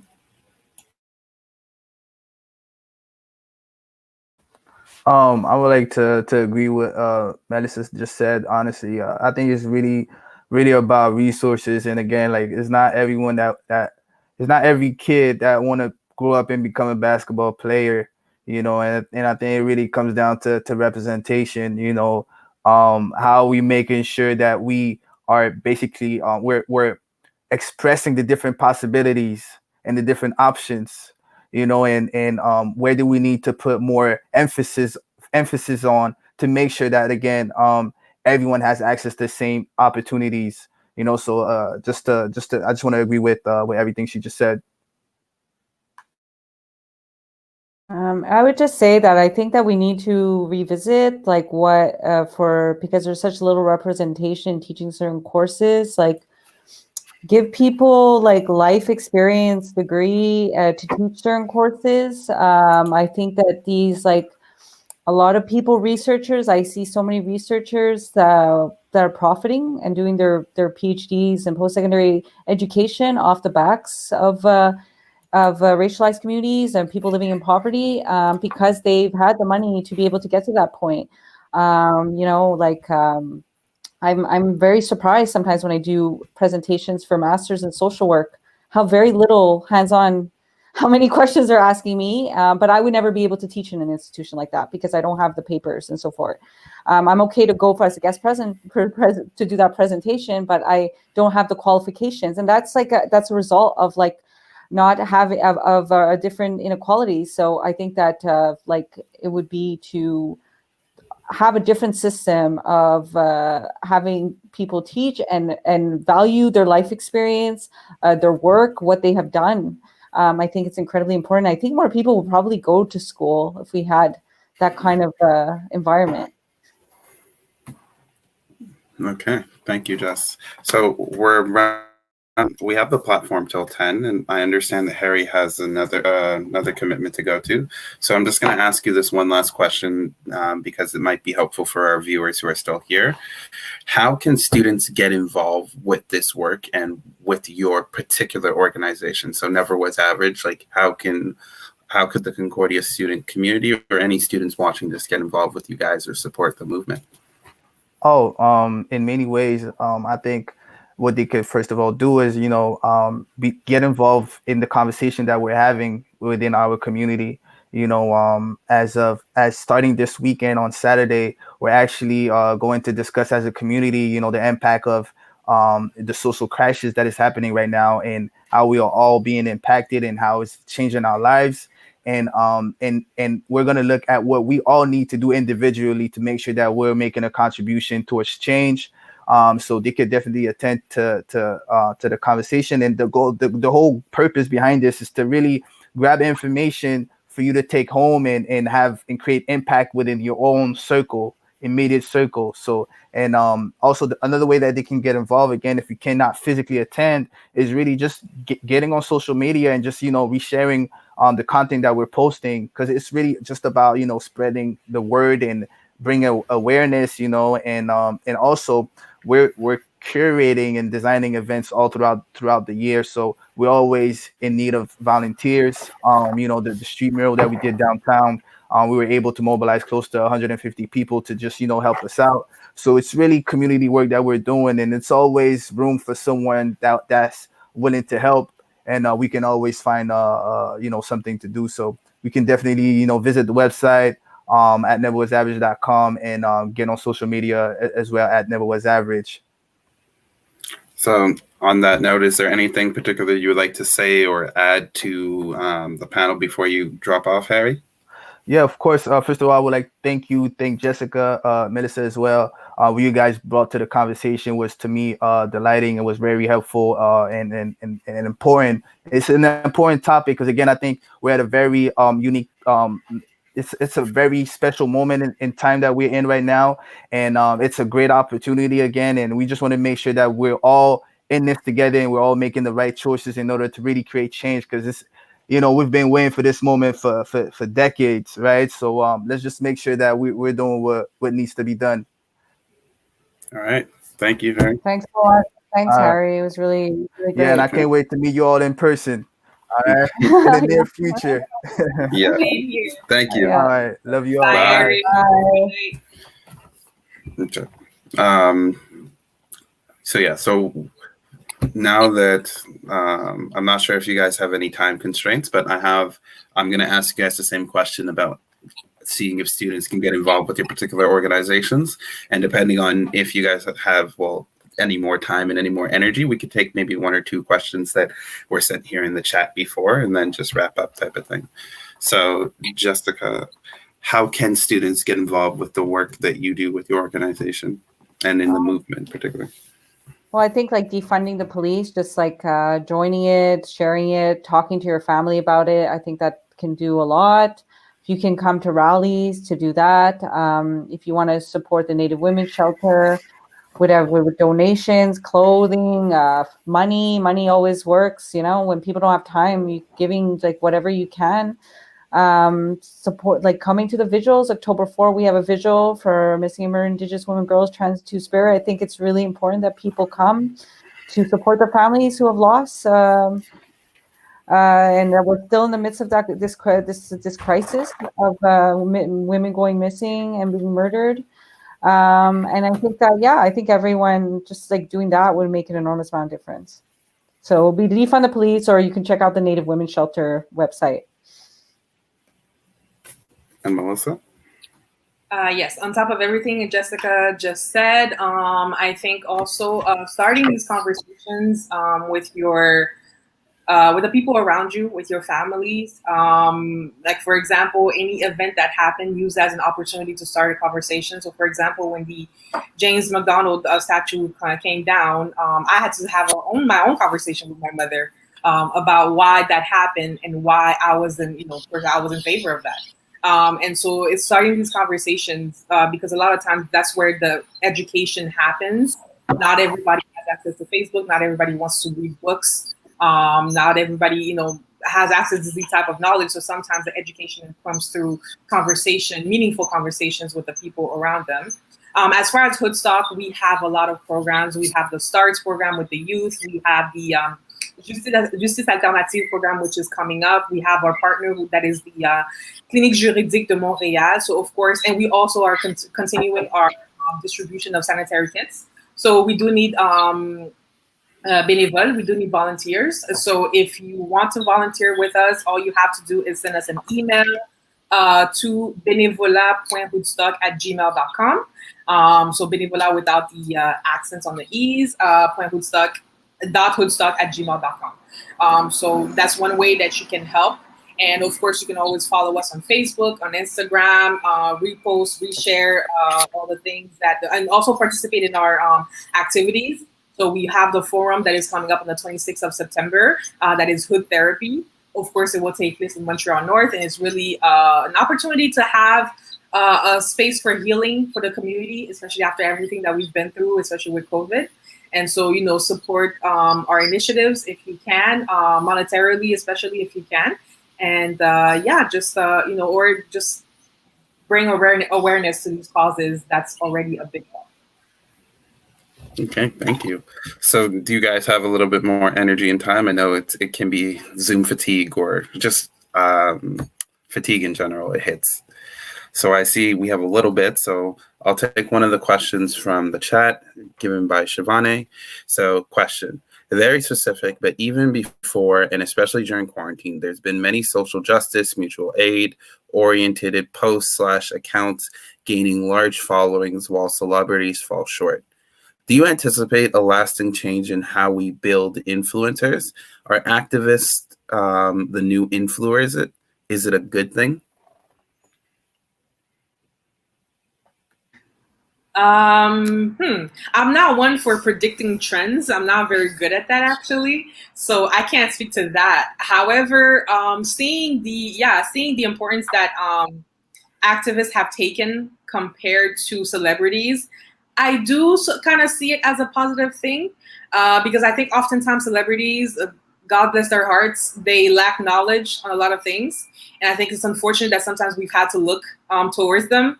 The famous joke by Dave Chappelle when he's like, asking for Ja Rule, and it's like, who cares about Ja Rule right now? That comes to mind often a lot, because when I see like Brad Pitt talking about, the children of Africa, I'm like, can you please get out the way? Like, who cares what you think right now? So I think so if it's activists who are actually knowledgeable about what they're discussing, I think it is a good thing. And so I try to follow, like, at least on my social media accounts, I try to make sure that I follow as many activists, especially when it comes to communities that I know nothing about or that I'm not as close to. So I think, if we can have this switch happening where we can rely less on celebrities and maybe more on people who are actually on the ground. And again, I stress knowledgeable activists, right? Not just people who pick up a phone and, tweet a hashtag, but knowledgeable activists who are actually on the ground. I say, why not? Why not? And another trend that I see happening that I personally love a lot is local activists sharing, the Cash Apps or the Venmos of certain people saying, hey, this particular person, just a regular person, like a single mother who needs to pay her rent for October. This particular person has an issue right now. I've vetted her. I can vouch for her. Please give her money. For me, that is beautiful. That is beautiful for us to be able to bypass a system that obviously does not look like it's going to change anytime soon, even though we can see glimmers of hope. I think it is beautiful to be able to help that way, to have a more direct access to the people who are actually in need, instead of passing by these big, NGOs that oftentimes the money doesn't even really trickle down to the people who actually need it. So, yeah. Is there anything you'd like to add to that, Jessica? I think that definitely like that celebrities aren't talking about certain social issues. I think sometimes they do things that are very damaging. Like I'm thinking back to Ashton Kutcher supporting a lot of sex trafficking laws, like that enforce cess and fossa that have been very violent towards sex workers, that put everything under sex trafficking. And that actually has had a very negative impact, especially in Black communities, trans and Black communities has been has increased the incarceration rate. I think that activists need to sometimes check their ego and pass the mic. I don't think it's something because again, it's in this framework, linear way of hierarchies, and that is exactly, we need to rethink, always go back to what we are doing, what we are fighting for, and that is not to recreate the same structures. And it's to the whole point is, and I have to check myself, I'm including myself in this, how I can support newer, younger people, how I can support them to sometimes take the mic, because it's very comfortable when you've been doing for a long time to always want to speak, but that's not how we're going to achieve what we want. So I think that we need to get away from those models, definitely not glorify people who do social justice. That's what I have to say. Don't become a celebrity activist. That's not the goal. Okay. I'll take a few more. So delightful done space question. How do you feel that social sustainability plays into the BLM movement? And I kind of feel like Ashley Torres's question also relates to this. It's like, how do other movements such as the student movement or the climate movement can so I guess like how can they support your causes? How can they be like allies in this cause? And then like I'm not going to like speak for you guys, but from what I've been when interacting with communities, it's like these are not separate issues. They're just all they're all interrelated. So they move in the same direction. But I'll let you guys expand upon it from your expert opinions. So just continuing off of what you just said, for me, these other movements cannot happen without thinking about structural racism, without thinking about, okay, but why is this movement so white? So again, if you walk into a room and there's all white people, there's no way you're going to have me believe that this particular issue that we're going to discuss in this room only affects white people. So obviously we need people of color in here. We need indigenous people in here. We need Black people in here. And if they're not here, then there's an issue with the movement. And so when I think of how climate change has been very whitewashed, when I think of the infamous picture of the Black activists being cut out of the picture literally, and you just have the 3 young white ladies, I think that right there speaks again to how structural racism is present in these movements, and we're just not acknowledging that. And so, and then of course, when you think about how climate change is disproportionately affecting majority Black and brown countries as well, I don't see how you can talk about it from a completely white perspective. And so I think it is not it is not completely, how do I say, anyways, it's not completely extraordinary to say that these issues are interrelated. And so again, it is always to think, okay, if I'm fighting for this cause, how does this cause affect Black, indigenous, and people of color? And I think if that question is not being asked, then you already have a problem. And I would say just this year with Wet'suwet'en territories, I mean, that was just an opportunity for climate activists to be in solidarity with indigenous people. And we saw the hypocrisy of when the trains or when the Via Rail was shut down.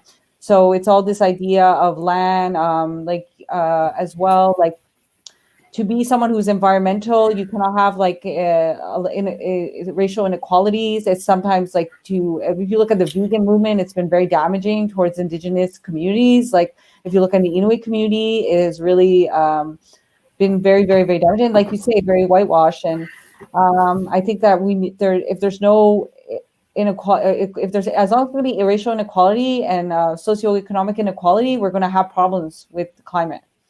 So I think that it's starting to change a bit, and definitely need a center, especially for Indigenous here in Canada. They should be really leading the climate justice fight. They're the ones who are protecting the land. They're the ones protecting our resources.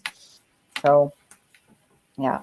I would even go beyond and say not just in Canada, but in the world. Honestly, yeah, I think Indigenous people, whether the Indigenous people of Africa or Indigenous people of Canada or the Americas, they have always had this way of living that is more, in accordance to in a harmonious way of living with the planet compared to Western society. So you're right. Absolutely, the world over, the entire climate issue should be led by Indigenous people, because I think they have a lot to say, and personally, I don't hear their voices enough.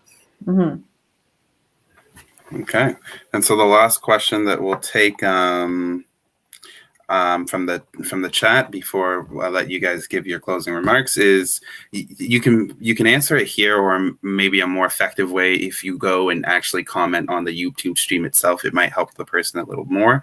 But Justine Mason is asking, Justine Mason is asking, are there any blogs, websites, documentaries, studies, books about systemic racism or racism in general, in Canada / Quebec that you would recommend, type of thing? So it might be more, unless you have it on top of your head, name and author. If you guys have some spare time, you can, I'm gonna give another shout out to Robin Maynard. She's someone who I was a street outreach worker before she wrote her book on her while she was pregnant. So she worked for Stella for a long time on the street. So she's someone incredible. Her book is incredible. Policing Black Lives, Robin Maynard. I would start there. Like, and she also gives a good comprehensive history of Indigenous issues and makes those links completely. So I think everyone should read that book here. Mm-hmm. Yeah, same thing for. Am I on mute? Okay, sorry. I just wanted to make sure that was not on mute. No, same thing as Jessica. Yeah, I was just about to recommend Robin Maynard as far as for Canada.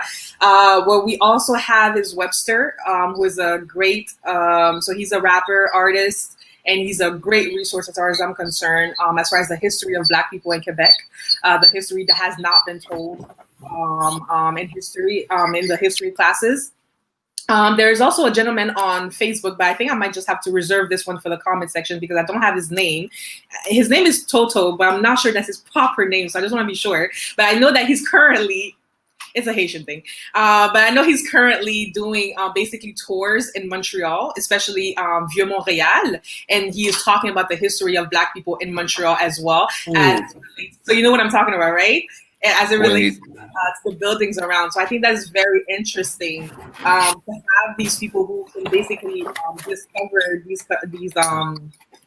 stories that I even didn't know, honestly. So I think that's very important. And I would also say Ellen Gabriel, Kanakatake, the Oka crisis. Inform yourself about. There's like many documentaries into the Whiskey's Trench. You know, she's amazing. Ellen Gabriel, amazing warrior. You know, there's just many people here that have done so many different things. I don't think I think you'll find quite a bit, but these are like really good resources, and quite inspiring. Mm-hmm. Melissa, like this might be another convenient thing. Is this the individual that you're talking about? Like, yes, that is him. Yes, that is the gentleman.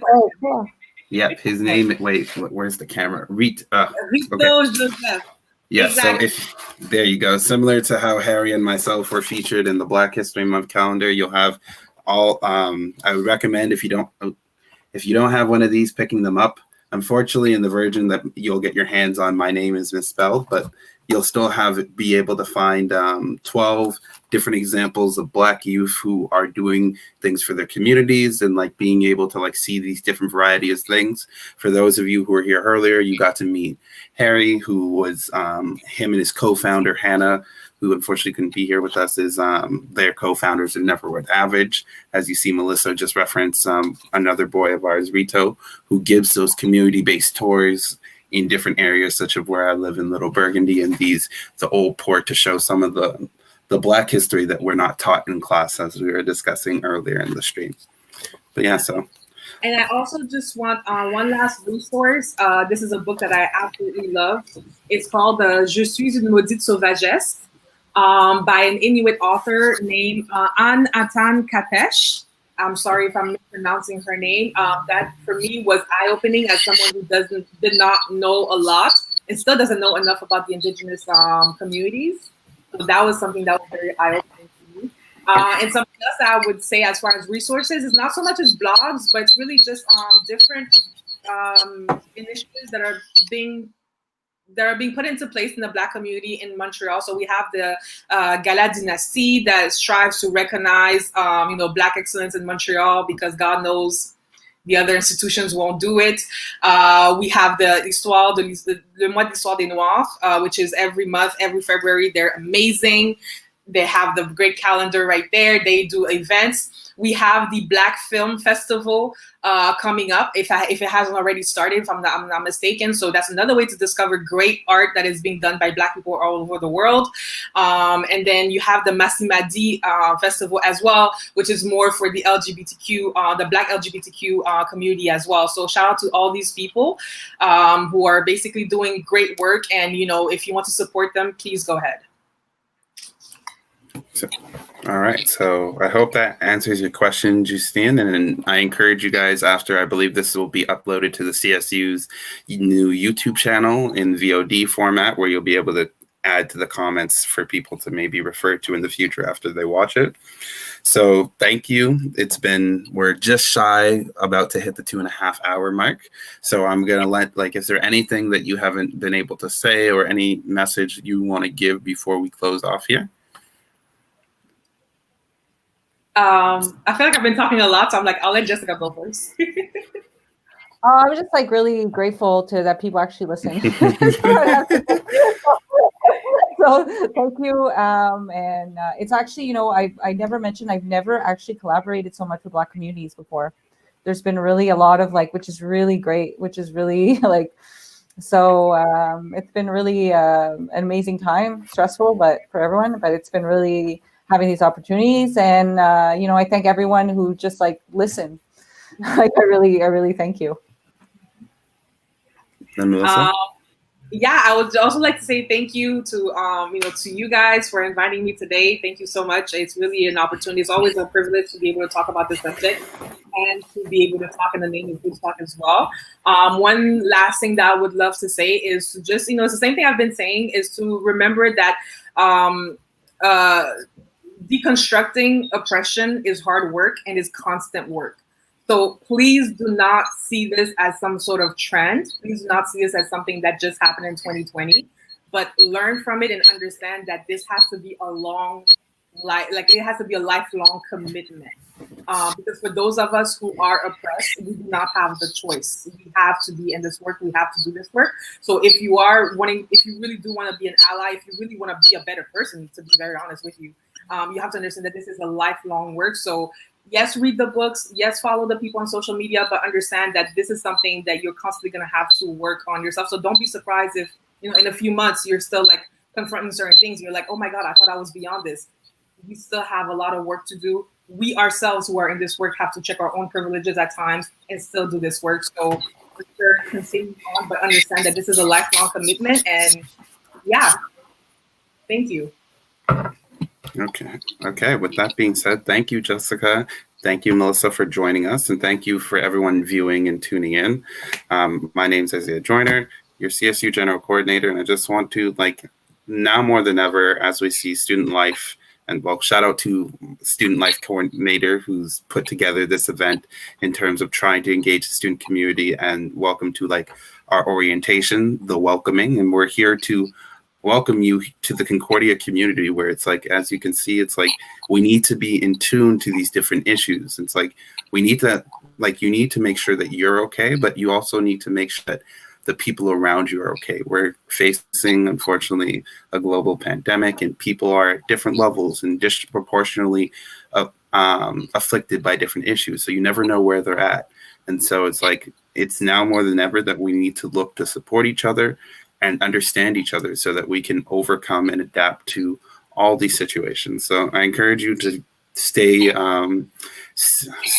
in tune with our social media to see more events like this. I know that there's going to be another panel on Sunday hosted by another fellow, our sustainability coordinator. So keep your eyes out and never hesitate to reach out for any type of support to see how your union can help you and kind of just help you through these I don't want to say these dark times because of the comment that we made earlier, but help you through these troubled times, because I'm we're all affected differently, and we need to make sure that we're okay and that the people around us are okay.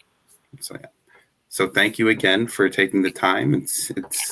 We're just a bit over 2 hours and 30 minutes, but I'm sure the viewers really appreciate it. And we look forward to hopefully being able to work with you in the future. Thank you so much. Thank you very much. No Thank you. Melissa. Thank you. Bye. Okay. Bye. Bye. Okay.